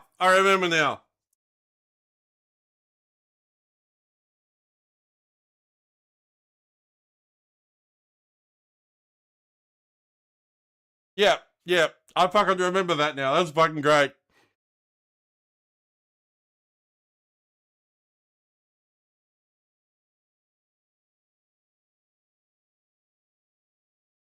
Yeah, David Harbour's one of my favourite actors, man.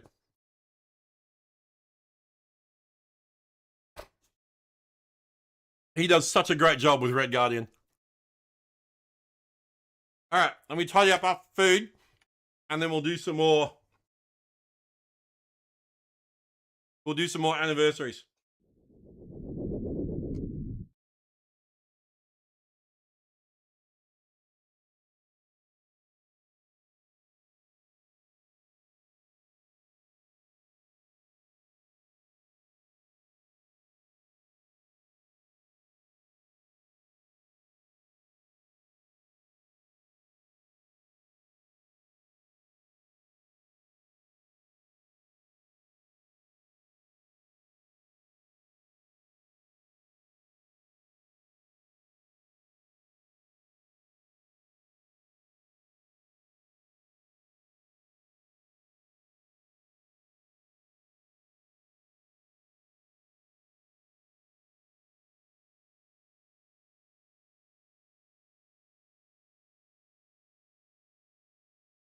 Oh, I said anniversaries, I meant previews.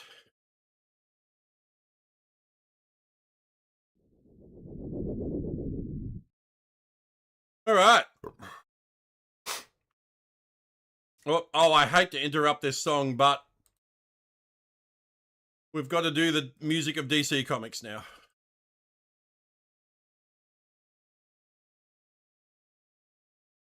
Which is this playlist, because now we've moved on to the DC section of today. So we are now playing the music of DC Comics.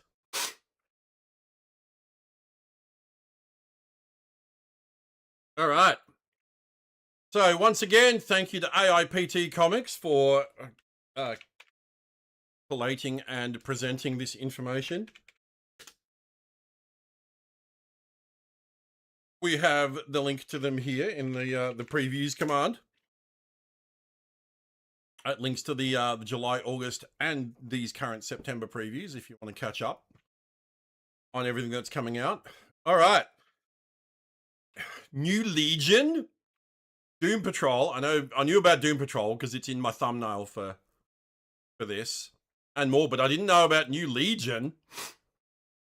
All right. I've always liked the Legion of Superheroes. I'm excited. All right. What do we got here? Red Hood. Who are these guys?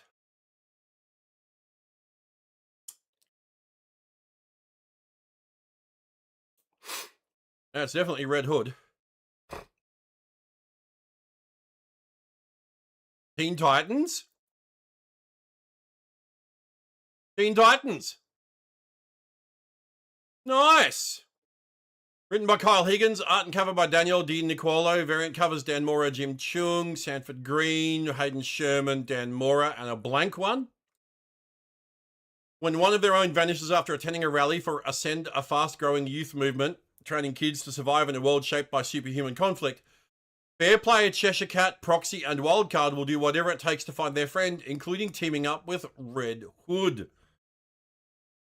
Wait, Fair Play as in the son of Mr. Terrific?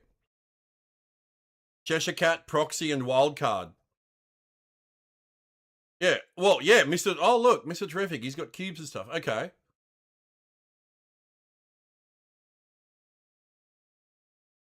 Well, that's got to be Cheshire Cat. Wildcard, because she's got W. I don't know. There must be new ones. Jason thinks they're soft and reckless. They don't understand how he can still kill people, and now they have to work together, whether they like it or not. Okay. Oh, this has got to be Legion. Lightning Lad, Saturn Girl, Brainiac 5, Cosmic Boy. Fucking let's go. The Legion is back, baby! I've missed the Legion of Superheroes. I really have.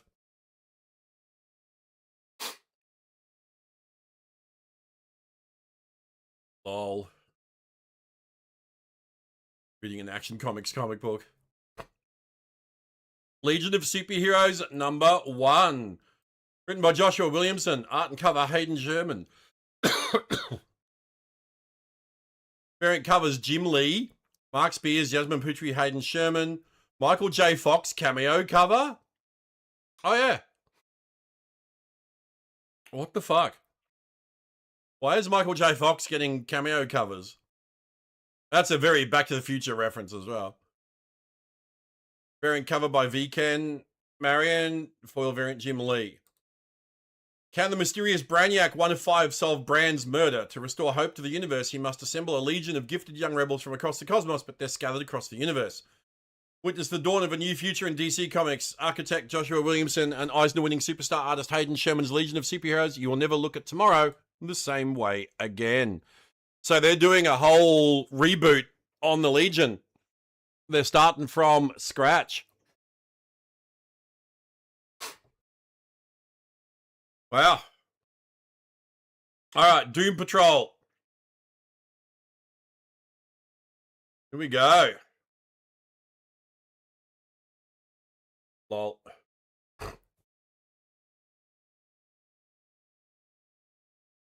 Doom Patrol number 1, written by Darcy van Polgeest.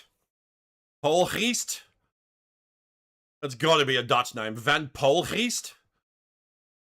Art and cover Nico Henrikon. Variant covers Clayton Crane, Ian Bertram, Hayden Sherman, Clayton Crane, Ashley Wood. Doom Patrol is broke. Adopting a heroes for hire business model to stave off financial and emotional ruin, the team finds itself responding to a simple case, a missing cat.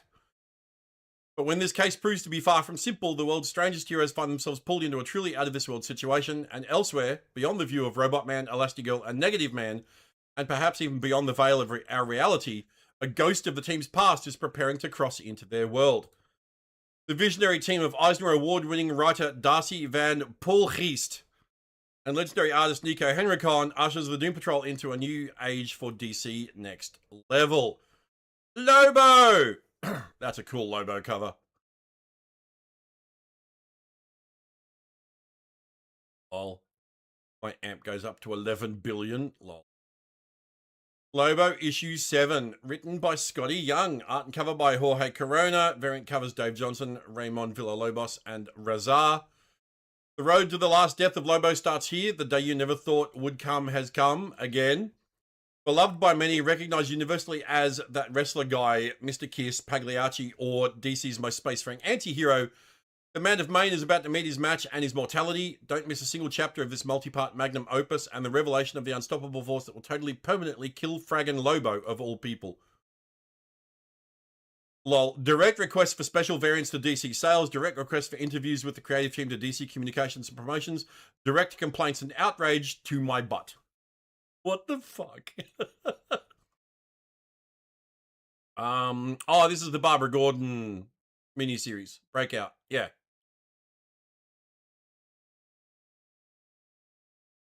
Lol.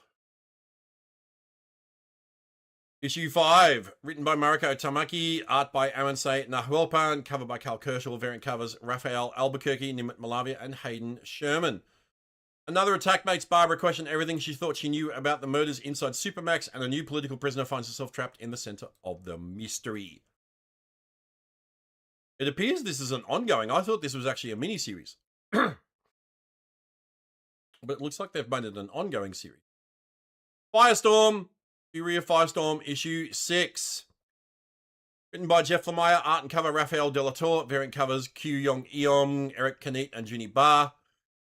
Firestorm has the city of Pittsburgh trapped and is going to start dismantling it atom by atom. Can Firehawk finally break through the matrix of control and reach Ronnie before it's too late?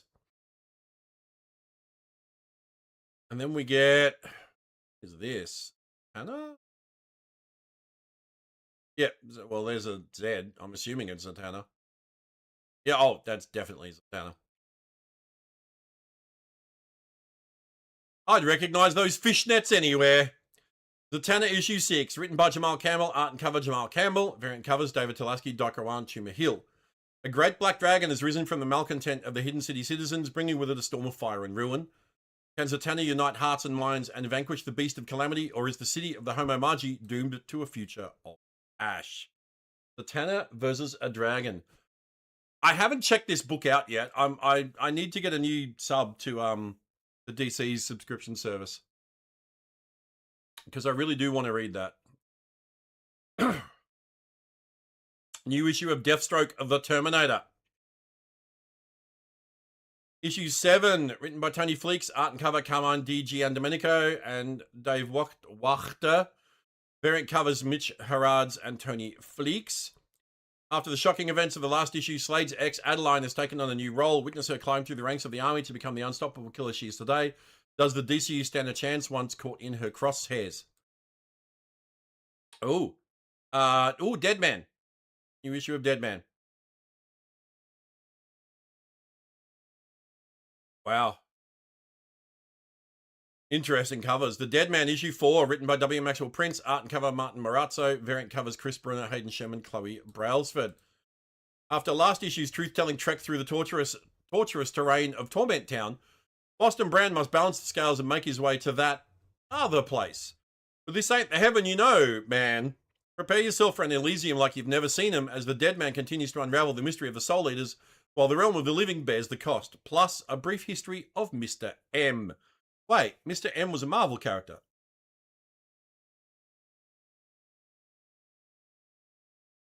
Absolute Cassandra Cain, The Shadow's Hand. Interesting. Written by Shay Grayson, art by Matthias Bagara, cover by Bengal, variant covers Matthias Bagara, TBD and TBD.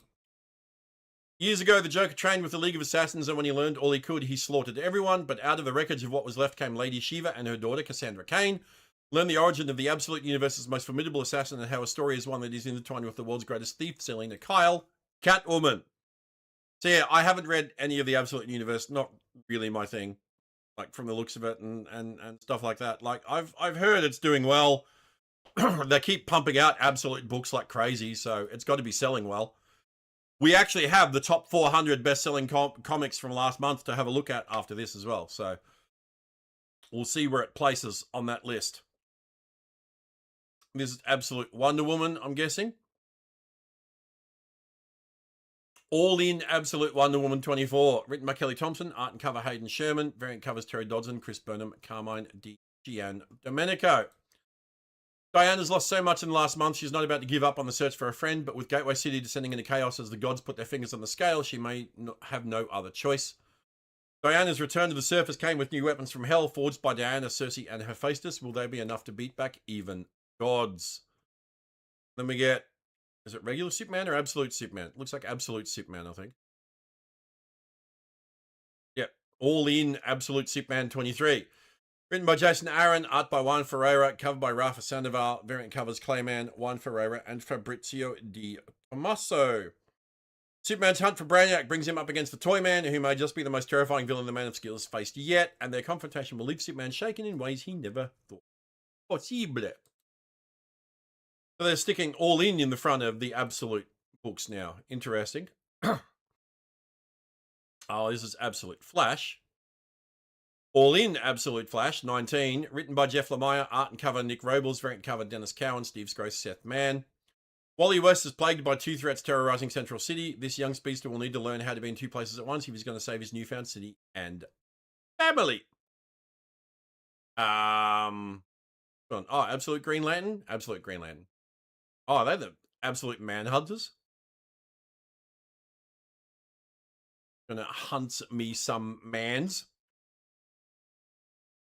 as Beast Boy said in Titans Go.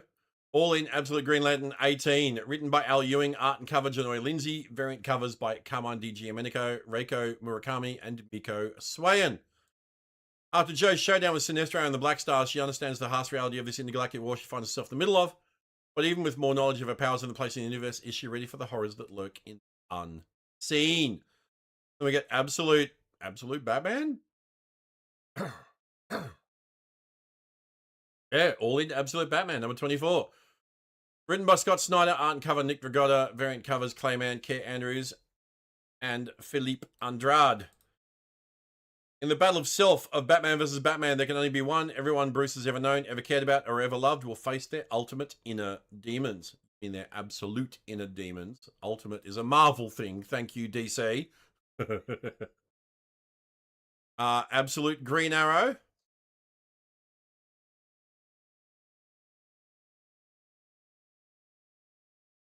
That's terrifying. Yep, all in Absolute Green Arrow number 5. Written by Pornsack, Pitch Shote, art and cover Raphael Albuquerque, variant covers Gerald Perel, Cebu Fiumara, Merca Andolfo, and Carl Kerschel.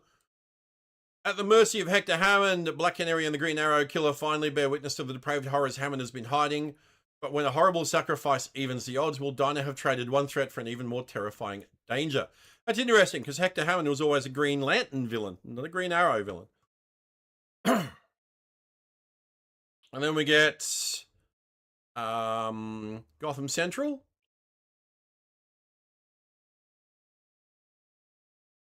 Assuming. And, well, that's the signal. Yeah, Batman Bad Seeds, Gotham Central, #1. Written by Greg Rucka, art and cover by Rosa Ikadal, variant covers Javi Fernandez, Mitch Durads, and Dustin Nguyen. Welcome to General, Gotham City's Tier 1 Trauma Center. Power is out, fires are burning, transpo is shot, and the calls just keep coming. There are more patients than beds, half presenting with respiratory complications, the other half suffering hallucinogenic psychotic episodes.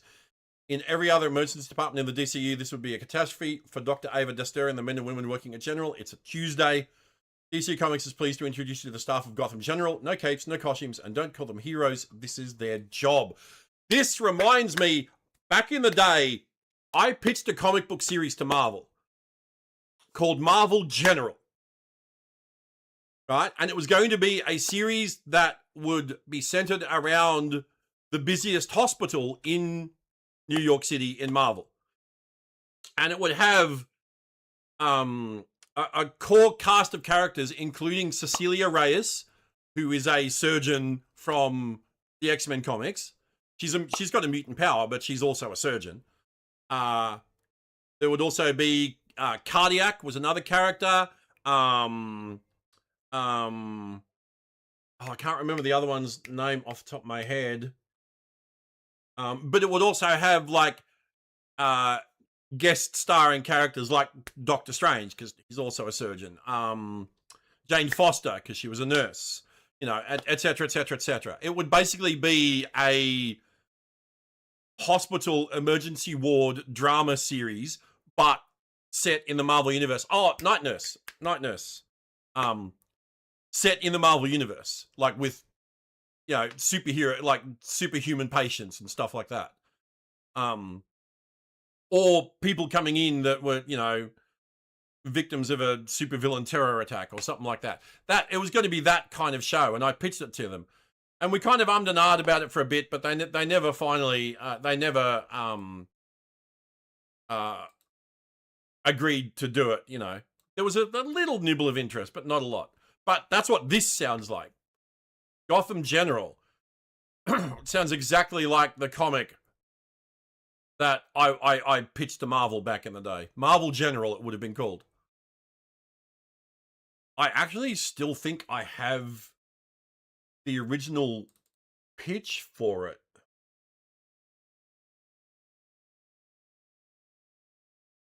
See if I can find it real quick.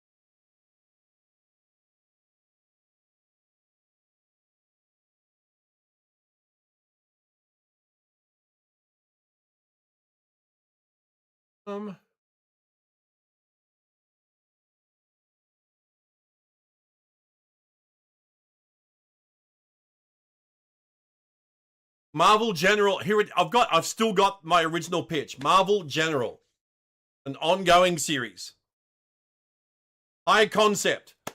Ever wondered where Spider-Man goes to lick his wounds after a pitched battle with the Green Goblin, or where Hawkeye goes to treat a gunshot injury, where the police take supervillains who've been hurt during capture? Marvel General sets out to present an ER-style look at a hospital in New York City that has a high turnover rate of not only superpowered patients, but staff as well. Welcome to Marvel General. The setup. The Our Mother of Mercy Hospital in the Bronx, New York, has seen its share of superpowered patients in the past, but not more so than today.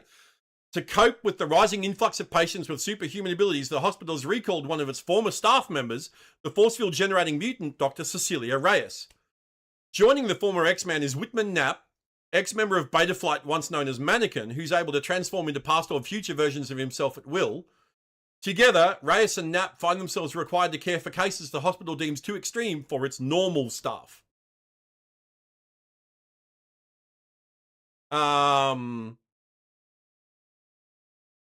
Throughout the course of the series, readers will be treated to a behind-the-scenes look at the aftermath of superpowered brawls. Readers will be reintroduced to Nap, as well as a rotating cast of guest stars, including Dr. Jane Foster, a medical technician Jake Olsen, psychiatrist Leonard Doc Sampson, and more of the Marvel Universe's medical characters. Yeah, that was my pitch. Marvel General. That was my pitch to Marvel, but they never went with it. But that would have been cool. All right. I think we're getting some more of the Bad Seeds crossover stuff here. Well, that's spoiler, right? Gotham Central. This is Gotham Central. Written by Christopher Cantwell, art and cover Jacob Phillips, variant cover Mike Perkins and Martin Simmons and Dustin Nguyen. A killer is on the loose. Someone is stalking Arkham Tower's Dr. Zeller. The subways are out of control, and anarchy's just pulled a big-time heist. With Vandal Savage diverting the GCPD's resources to a single-minded war against the Bats and the Bat family, trying to stop Poison Ivy while evading the GCPD, there's almost no one left to do actual police work. Looks like Officers Gordon and Espinosa have their work cut out for them. And then we get Bane. Bane is back. Well, that's Poison Ivy. All in Batman 13. Written by Matt Fraction, art and cover Matteo Scalera, variant covers Dan Mora, Dustin Nguyen, Ryan Sook, David Aja, and Dan Mora, Jose Ladron, and Gilliam March. Somewhere in the headquarters of the Gotham City Police Department, Vandal Savage hides a chemical weapon designed to kill Poison Ivy, but if Ivy dies, there will be no ending the bad night of Bad Seeds or for Gotham City or anywhere else.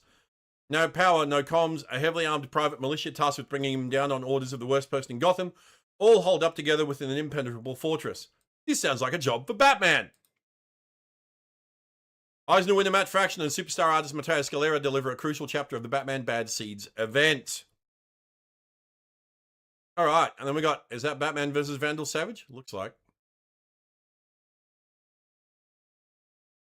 All in Detective Comics issue 1113. Written by Tom Taylor, backup story Dan Waters, art by Jeff Spokes, cover by Mikhail Janin, variant covers Dan Mora, Paolo Pantalina, Dan Panosian, Jim Lee. Spores, vines, and lumbering floronic monsters have invaded the Dark Knight City. Now as chaos runs rampant in the streets, Batman is sworn to protect. Batman finds that Vandal Savage and his Tuco squads may prove even more deadly than the prehistoric flora that's taken the city for its own. Can Batman save Gotham from this lethal convergence of human evil and verdant violence before it's too late? Find out in this can't miss issue that continues directly where Batman 13 leaves off. Also featuring a backup story showcasing the winning villain design from the Building Bad sweepstakes. I'm not sure what that is. New issue of Batwoman. Looks to be part of the Bad Seeds.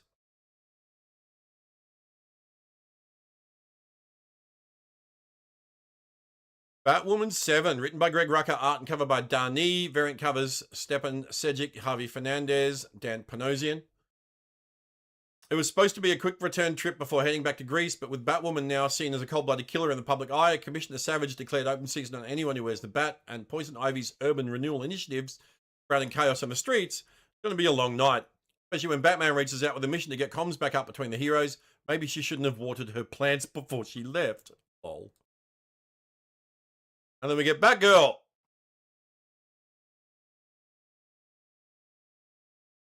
All in Batgirl 23, written by Tate Brumble, art by Takeshi Miyazawa, cover by David Tulaski, variant covers Travis Mercer and Gilliam March.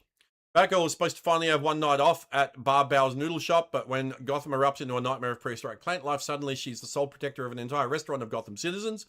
With a bounty on her head and a lethal jungle crawling with monsters outside, will Batgirl survive the night, or will this night off actually kill her? Well, and we get Catwoman. Catwoman.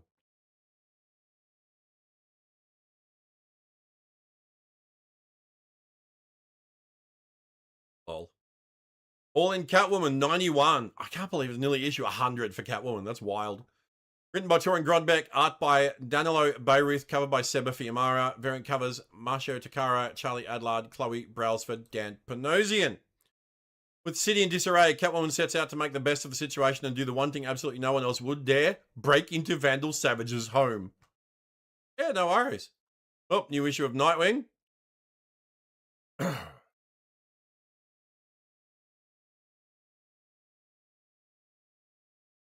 All in Nightwing 142. Written by Dan Waters, art by David Lapham, cover by Jorge Fornes, variant covers Jerome Opena, Gerald Perel, Dan Panosian. When Gotham is struck by a terraforming disaster, the downwind city of Bloodhaven falls victim to unanticipated side effects. After a truck full of TNT stolen from a Bloodhaven construction yard, Nightwing learns it's headed towards Gotham as a form of righteous vengeance for everything the city has done to Bloodhaven, and only he might be fast enough to stop it before things get explosive. New issue of Harley.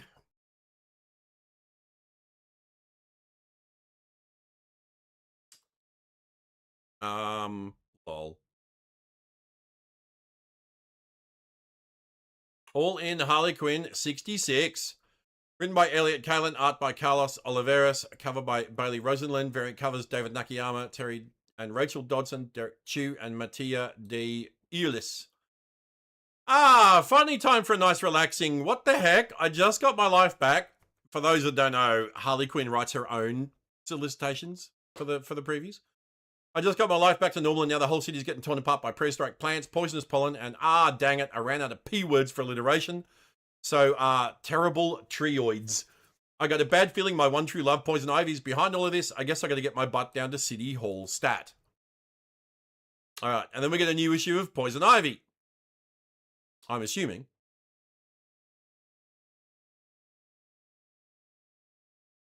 It's got to be Poison Ivy. Yeah, Poison Ivy 48.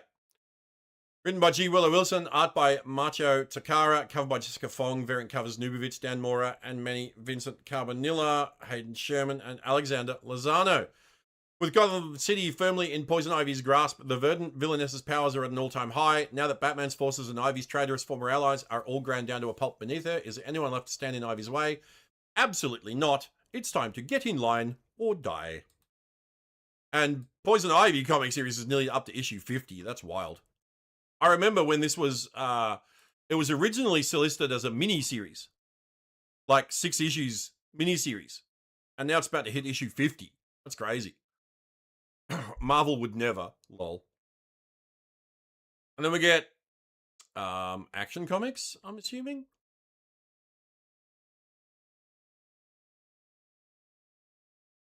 I don't know, Kingdom of Zod Special. Superman, Kingdom of Zod Special. Written by Joshua Williamson, Mark Waid, Dan Slott, Sophie Campbell. Art by Paolo Villanelli, Bruno Frenda, David Messina, Sophie Campbell. Covers by Dan Mora, variant covers Kyo-Young Om, Karen Estabo, and Nathan Zerdy.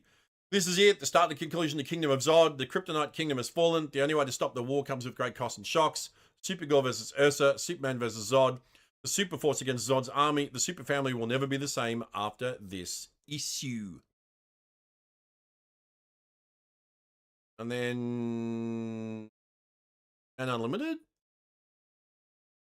Yep, Superman Unlimited 17. Written by Dan Slott, art by Rachel Stott, covered by Lucas Mayer, variant covers V. Ken Marion, Vincenzo Riccardi, and Mark Spears.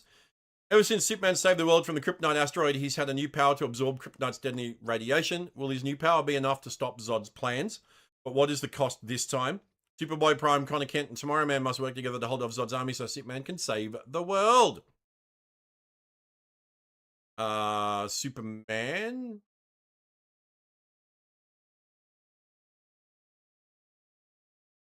Blue Beetle. Superman, 42. Written by Joshua Williamson, art by Eddie Barrows, cover by Lucas Mayer, variant covers Daniel Sampier, Macho Takara, Christian Ward, Mark Spears, and Jose Ladron. Superman, Supergirl, and Lois Lane gather all the members of the Super Force for a Hail Mary plan to restore order to the Kryptonite Kingdom, but Zod and Ursa stand in their way, but not the Zod you might expect. Zod Jr. New issue of Supergirl, I'm guessing. Yep, Supergirl 17, written by Sophie Campbell, art by Joe Canonas, cover by Lucas Meyer, variant covers Carl Kershaw, Stephanie Hans, Joe Canonas, and Mark Spears. After the shocking events of last month's crossover, Ursa and Supergirl are on a time-traveling battle of Krypton's past. They have beef with each other, but they must be careful not to get lost in time. Or, you know, accidentally rewrite time again. The rest of Superforce are either locked up in the Kryptonite Kingdom, injured, or fighting a losing battle to stop the spread of Zod's deadly K-Zone. K-Zone used to be, is a kids magazine. Kids like cartoon video game magazine here in Australia. That's funny.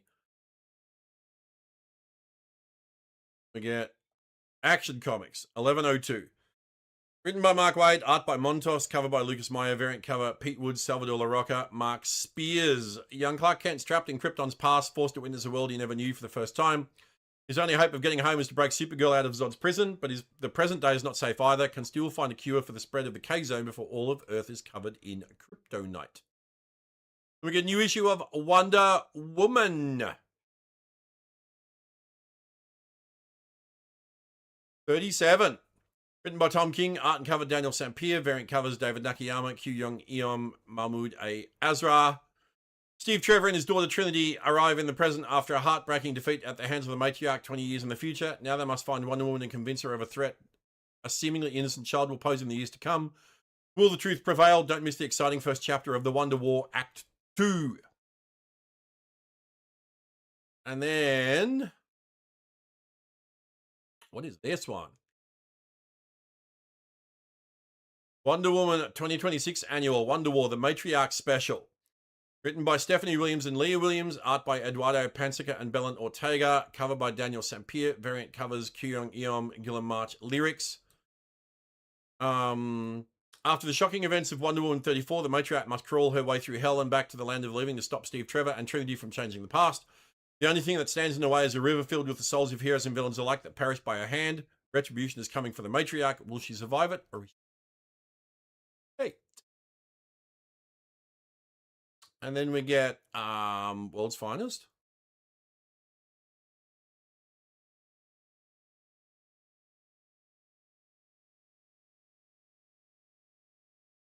Oh no, Justice League Unlimited, number 23. Written by Mark Waid, art and cover Dan Mora, variant covers Bruno Redondo, Nathan Zerdi, Kathy Kwan, Jessica Luna, and Jose Ladron. When the Justice League are forced to incarcerate their own, something has gone horribly wrong with the best of intentions. The villain amnesty epic concludes with a bang, a whimper, and a surprise reveal of who will lead the team into the future. JSA, I'm guessing, because that's Wildcat, Dr. Midnight, and Hourman. Yes, JSA 23, written by Jeff Lemire, art by Teddy Christensen, cover by Diego Olotegui, variant cover Teddy Christensen. After the JSA disbanded in the 1950s, the heroes retired in order to maintain their secret identities, but that doesn't mean there weren't still people in need. Witness a secret JSA mission set in the 1960s. That's cool. Green Lantern Corps. Green Lantern 39. Written by Jeremy Adams, art by Iguara, covered by Scott Godlewski, variant covers David Arja and Stephen Byrne. Between extraterrestrial plastic surgeons, trolls, and hideous murder monster Big Belly Burger mascots, has Kyle Rayner finally found love with JSA JLU hero Jade? And will he have to give it all up to save Hal somewhere beyond the outer sectors? Talk about a city of broken dreams. Green Lantern Corps. Issue 20. Written by Morgan Hampton, art cover Fernando Passarin, Eau Claire Albert, cover by Travis Mercer, variant covers Jorge Fornes and Rian Gonzalez. In the aftermath of multiple conflicts, the Lanterns take advantage of some much-needed downtime. John and Katma go to Earth, Joe Mullane picks a fight with space bandits, and Jessica Cruz micromanages the remaining Lanterns on Oa as a mounting superpower gains a foothold in Galaxy. Okay, so it's kind of like a reset, kind of like slash... before the next big story arc, I'm guessing. Dash. Lol. Flash fact. Did you know, if you're old enough, you were probably around when the hole in the ozone layer was a big topic of discussion in ecological circles. But what is it? The ozone layer is a protective coat of gas sitting between 15 and 30 kilometers above the Earth. It shields us from the sun's destructive ultraviolet radiation. Therefore, its disappearance would be disastrous. Holes in the ozone layer do happen naturally, especially in the Antarctic due to temperatures dropping below -75 Celsius, leading to the formation of stratospheric clouds that exacerbate ozone depletion. However, human activity and climate change have exacerbated the phenomenon even more. The good news is ecological efforts have helped reduce the size of the largest hole from 7 times the size of Europe to 30% drops in size between 92 and 2025. Another testament to the importance of funding science used for good. There we go. Flash 37. Written by Ryan North, art and cover Gavin Guidry, variant covers Edgecura and Junie Barr. Wally West is now the saviour of 3 cities, depending on how you count: Central, Keystone, and Metropolis. And for once, it's going great. In fact, it's going better than great, because Wally's flashes of insight are now letting him see even further into the future, so he can stop accidents and crimes well before they happen, including a simultaneously attack on 3 bridges in 3 cities. But there are some forces that really don't like what Wally is up to, and they intend to stop him whether Wally likes it or not. Emperor Aquaman. Ocean Master's back. Emperor Aquaman 21, written by Jeremy Adams, art and cover John Timms, variant covers Mark Spears, Vincenzo Riccardi.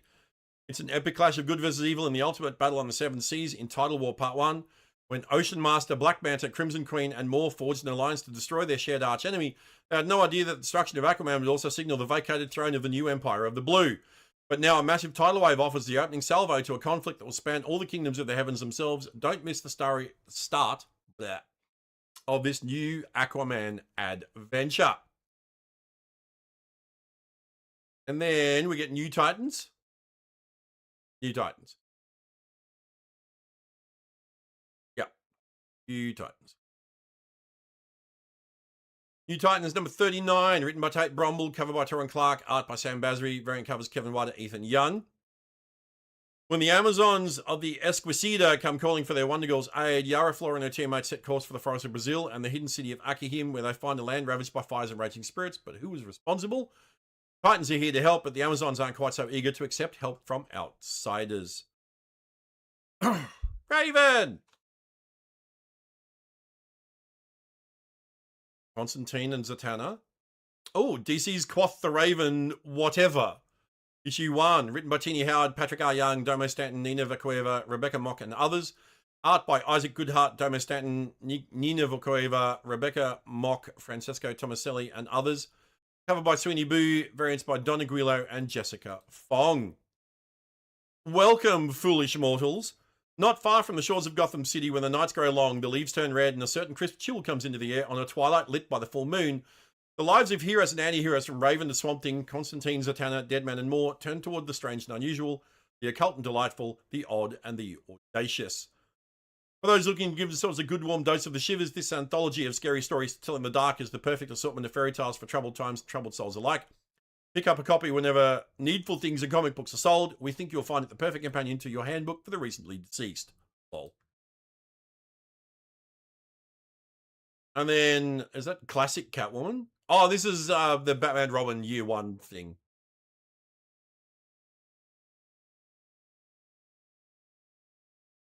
Yeah. Batman Robin Year 1 Dynamic Duos Issue 2, written by Mark Waid and Chris Samney, art and cover Chris Samney, variant covers David Talaski, Duncan Fregredo, Adrian Gutierrez, Greg Capullo, and Sandra Hope. Robin successfully infiltrated the gang of kids terrorizing Gotham. In order to gather intel, he'll need to get even closer and prove his worth to the person in charge of this group, but will Robin have to break Batman's code in order to do it? Clayface comic continues.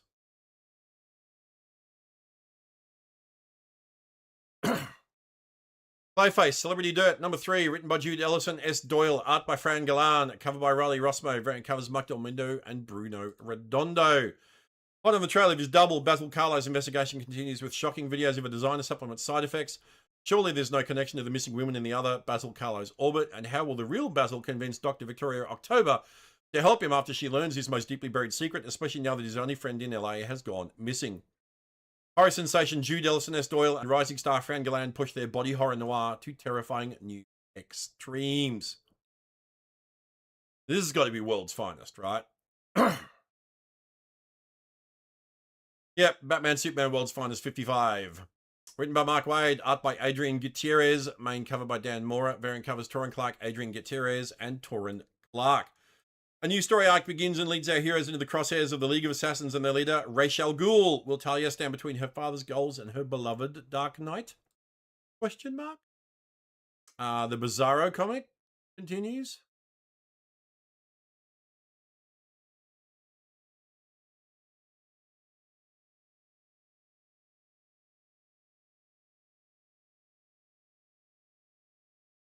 Bizarro, Year None, written by Kevin Smith and Eric Carrasco, art and cover by Nick Patara, variant covers Chris Burnham and Ibrahim Mustafa.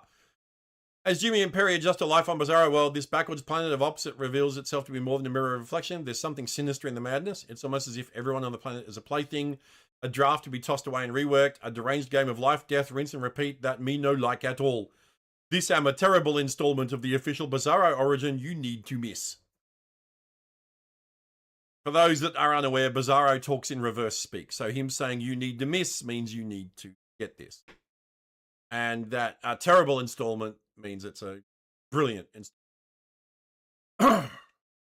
That is Weird Al Yankovic. Lol. Oh, we get another issue of why is Weird Al? Is this a Weird Al comic? It is. Batman, Superman, Weird Al, World's Weirdest. They're doing a team-up comic with Weird Al, Batman, and Superman. This is fucking great. Written by Mark Waid, vibes by Weird Al Yankovic, art and cover by Dan Schoening, variant covers Mark Spears, Riley Rossmo, Jerry Gaylord, and Dan Schoening. The fifth dimension is being hit with an affliction that turns everything dull and ordinary, but as Mr. Mixes Pitlick reaches out to Superman and Batman for help, the same plague has hit Earth. There's only one person to call, Weird Al. Get ready for a wild one-shot where the one and only Weird Al Yankovic joins the world's finest team. That's great. It was a disappointing game yesterday. You mean this morning? You were rooting for Australia. But bonus, you met a lot of nice Aussies. Oh, there you go.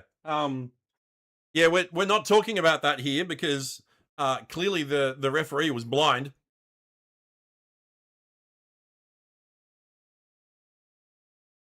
Hey, Zeros.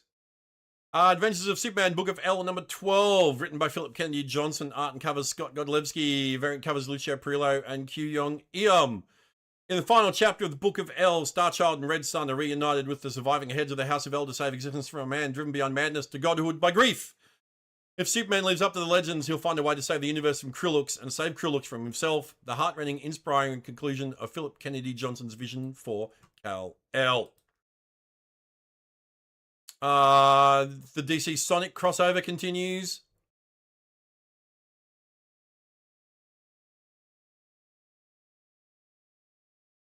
DC X Sonic the Hedgehog Metal Legion number 5, written by Ian Flynn, art and cover Pablo M. Collar, variant covers Minho Kim and Serg Acuna. Lex Luthor and the Legion of Doom have invaded Sonic the Hedgehog's world. Thankfully, Aquaman's leading a backup squad of heroes from across the two worlds, but can they defeat the villains before it's too late? Time is ticking down because the very power that links their worlds is on the verge of destroying them both. If DC does an MLP crossover, then Weird Al could be canon again. Lol. And then we get what series is this? Oh, a new series, Superman the Stranger, number 1. Written by Wes Craig, art and cover by Wes Craig, variant covers Dave Johnson, Goran Parlov, and Ethan Young. Step into the golden age and witness the first adventures of Superman. During the day, Clark Kent does what he can to make ends meet in the bustling city of Metropolis, but when the sun goes down, he leaps into action to keep the city streets safe. As Superman, Clark fights for a better tomorrow, but he feels like he's not affecting change. The rich keep getting richer, and the poor struggle to survive. Can Superman truly save the downtrodden? The next Superman epic brought to you by superstar creator Wes Craig. Another issue of Bleeding Hearts. Oh, no, this is... Okay, so that's the end of the new comics, and now we're getting trades. Bleeding Hearts gets a trade. Ezra Kane, Peril of the Brutal Dark, and Ezra Kane Mystery gets collected. Nice House by the Sea, issue 12, written by James Tynion. The 4th, art and cover by Alvaro Martinez Bueno. Variant cover Annie Wu. Oh, it's the last issue. It's the end of the worlds as they know them. Again, both the House by the Sea and the House on the Lake are collapsing. The body count is growing, and Walter and Max are at war. And depending on who wins, the fate of humanity either hangs by a thread, cut short completely. That doesn't sound good. Bleeding Hearts issue 8, written by Dennis Camp, art by Stephen Morian, variant cover Martin Marazzo.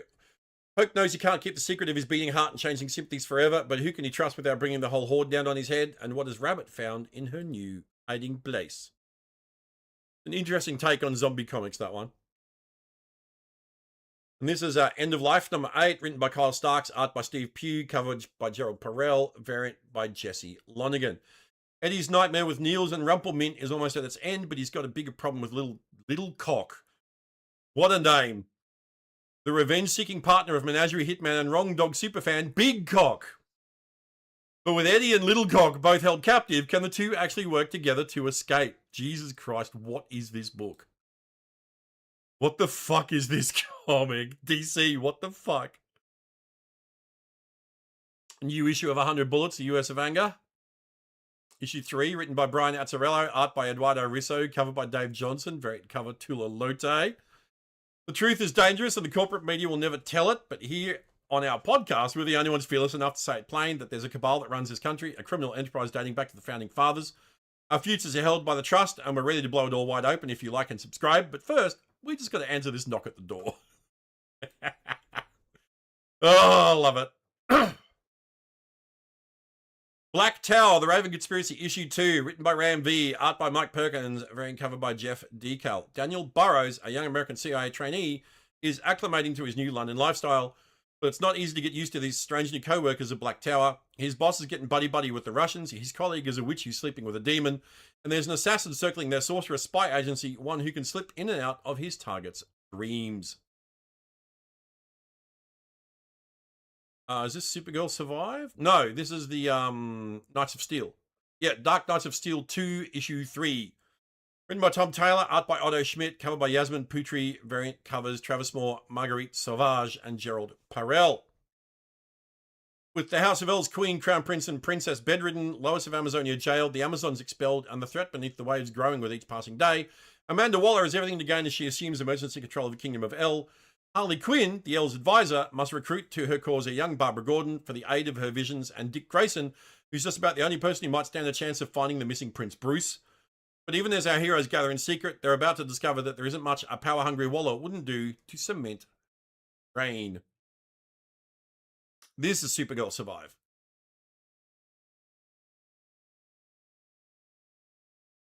Yep, Supergirl Survive Issue 4, written by Ethan Parker and Griffin Sheridan, art and cover Rod Rice, variant covers Torrin Clark and Sweeney Boo. Kara and Cal experience something they've never felt before, the restorative power of a yellow sun, but a storm is coming, and with it, a challenge that will push the young adventurers to their very limit. But from the dark clouds comes a helping hand, but are they friend or foe? I guess foe. This is Father of Tomorrow. Yep, Superman, Father of Tomorrow, Issue 5, written by Kenny Porter, art and cover Danny Earls. Variant covers by Gabriel Hardman and Torrin Clark. After Jor-El's battle with General Sam Lane and his Wildcats goes sideways, he retreats to the Kent farm to heal and come up with a new plan of action. But is the Man of Steel ready for a new threat looming on the horizon in the form of his old partner, fresh from his magical walkabout? Enter Hex Luthor. What the hex? All right. Joe Kubert, 100 Years, A Life in Covers. Art and cover by Joe Kubert, with a foil variant by Joe Kubert, the greatest covers by one of DC's most legendary artists. In honor of what would have been his 100th birthday, DC Comics proudly presents a centennial celebration of the cover art of Joe Kubert. That's fucking awesome. Take a journey through some of the world's most iconic DC covers from a career that spanned multiple eras, including covers from The Brave and the Bold, House of Mystery, Sergeant Rock, Ragman, and more. That's going to be a treat. This is going to be an absolute treat of a book. We got a new issue of Mad Magazine. We get a new DC work in progress, Batman, Dark Knight Returns, and Watchmen #1. Facsimile edition of Watchmen 1, Batman 11 facsimile edition, 251 facsimile edition, V for Vendetta 1 facsimile edition, DC Special 5 facsimile edition, Superman 141 facsimile edition, Wonder Woman 72 facsimile edition. God damn. All right. Absolute Superman gets a 3rd volume trade. Absolute Green Lantern gets a 3rd volume trade. The current ongoing Batman series gets a volume 2. Wonder Woman gets a volume 5. The Book of L gets collected. Justice League Unlimited gets a volume 4. Robin and Batman, Jason Todd gets collected. Action Comics gets a volume 2. Green Lantern Corps gets a volume 3. DC Classics Artist Edition. Nice. Rorschach gets a Black Label Deluxe Edition. Swamp Thing gets its book 3. Crisis on Infinite Earths gets a compact edition. Doom Patrol gets a DC Finest collection. Legends gets a DC Finest collection. I remember Legends. Crisis gets a Finest collection. Man of Steel, John Byrne's Man of Steel gets DC Finest. Terror in the Night from Teen Titans gets a DC Finest. We get American Vampire, Book 3. Golden Age of Batman Omnibus, Volume 4. Jekyll and Hyde. Batman Jekyll and Hyde gets collected. Batman Silver Age Omnibus, Volume 2. Christopher Priest's Deathstroke gets an omnibus. Justice League of America, Bronze Age Omnibus, Volume 4. Green Lantern Corps Omnibus, Volume 1. New Teen Titans Omnibus, Volume 3. Nightwing Year 1 gets collected. Deluxe Edition of World's Finest. Breacher gets a compendium. Warlord gets a second omnibus. And that's it. That is it for Marvel and DC. Now, we are just going to quickly switch to here. We have the top 400 best-selling comics from the last week to look at. And this is thanks to bleedingcool.com. If you've never heard of Bleeding Cool, it is a great comic book news and previews resource.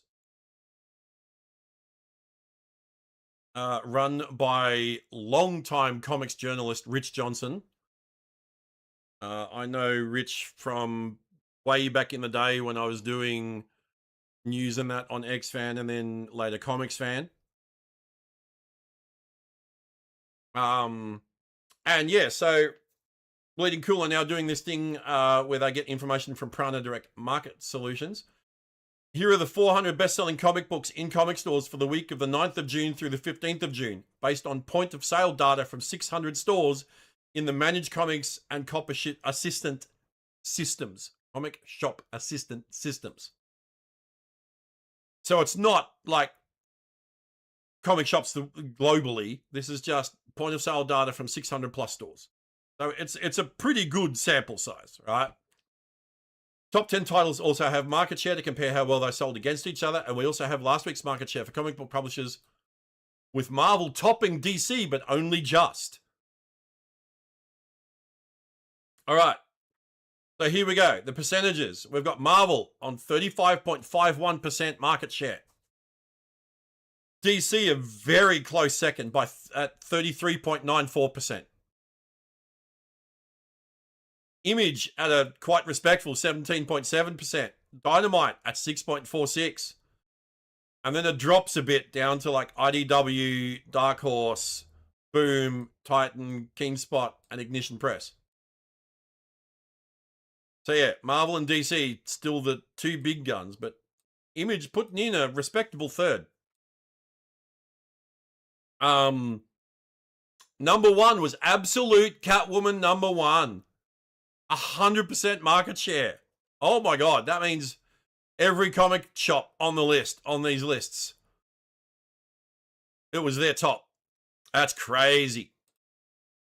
That's huge. And then we got Avengers Armageddon from Marvel was number 2 at 71.53%. Far out. Image's Mask number 1, the old 80s comic cartoon series. They're doing a new Mask comic book. It placed 3rd with 52%. Daredevil number 3 from Marvel was 4th with 39.8%. And then the Ben 10 series from Dynamite. My youngest used to love Ben 10.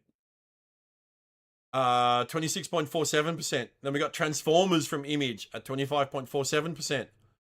Marvel's Jay and Silent Bob comic made the top 10 at number 7 with 25.94%.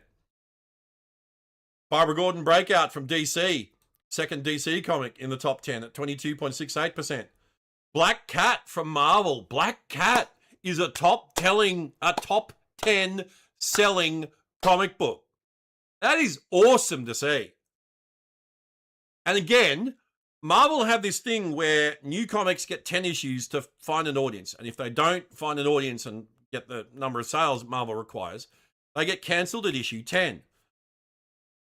Black Cat's up to issue 11 here. So that's fantastic to see that Black Cat is selling well enough that it broke the 10 issue curse. And then we got X-Men number 31. X-Men making the top 10 at 21.9%. And then we've got Firestorm, Bishop, Mortal Thor, Batman, D'Orc from Image, Batman Gargoyle of Gotham, Supergirl, Wolverine, Bleeding Hearts, and Action Comics making out the top 20. Oh, the top 20 comics for last week. That's awesome to see. Who's at the bottom of the list? Let's see.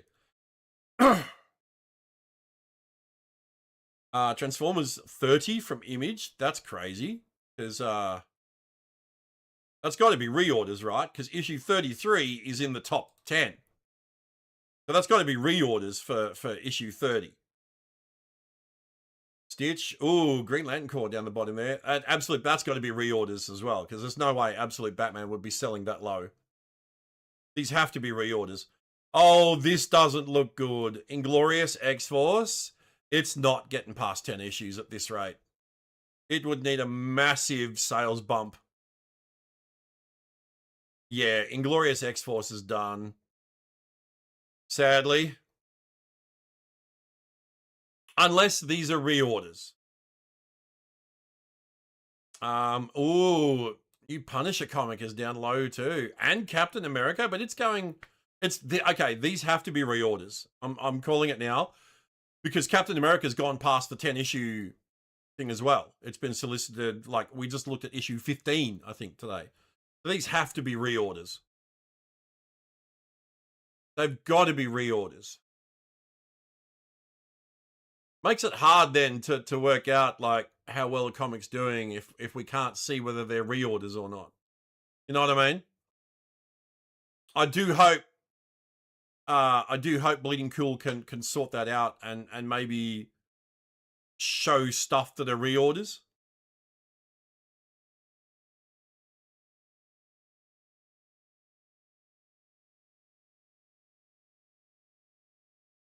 See, even this has to be a reorder because issue 2 is in the top 10. Issue 2 is in the top 10. So that's got to be a reorder for issue 1. But it's placed at friggin' 90. You know, it's in the top 100. This is a reorder as well. DC Marvel, Superman, Spider-Man, because that came out weeks ago. So these have to be reorders. Yeah, it'd be nice if we could see like what's reorders and what not. You would assume that the top 20 is not reorders.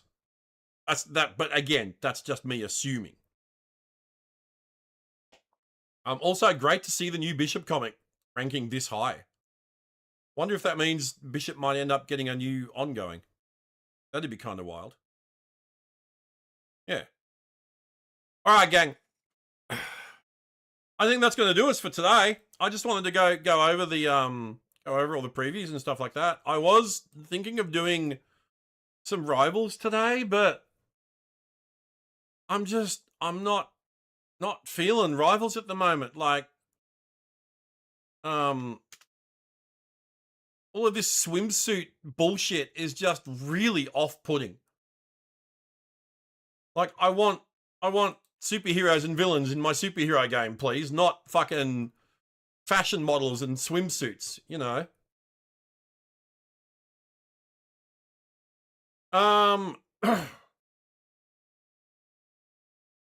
Let's see who we're gonna go raid.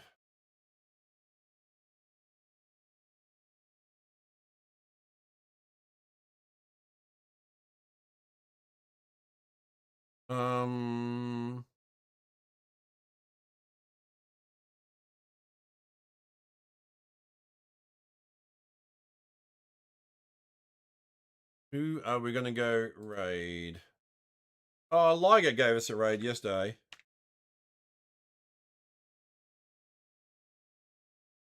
Oh, wait. We raided Liger not long ago. Let's go raid Smoot to Chill, because they also raided us yesterday. All right, gang.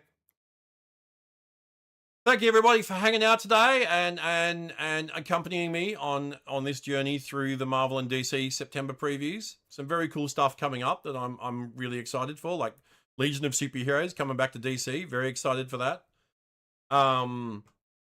Tomorrow, I think we're doing, we're going to do some Hearthstone Warcraft. So hopefully you guys can join me for that. Have a great rest of your day. Hopefully we see you tomorrow. Cheers all. Cheers.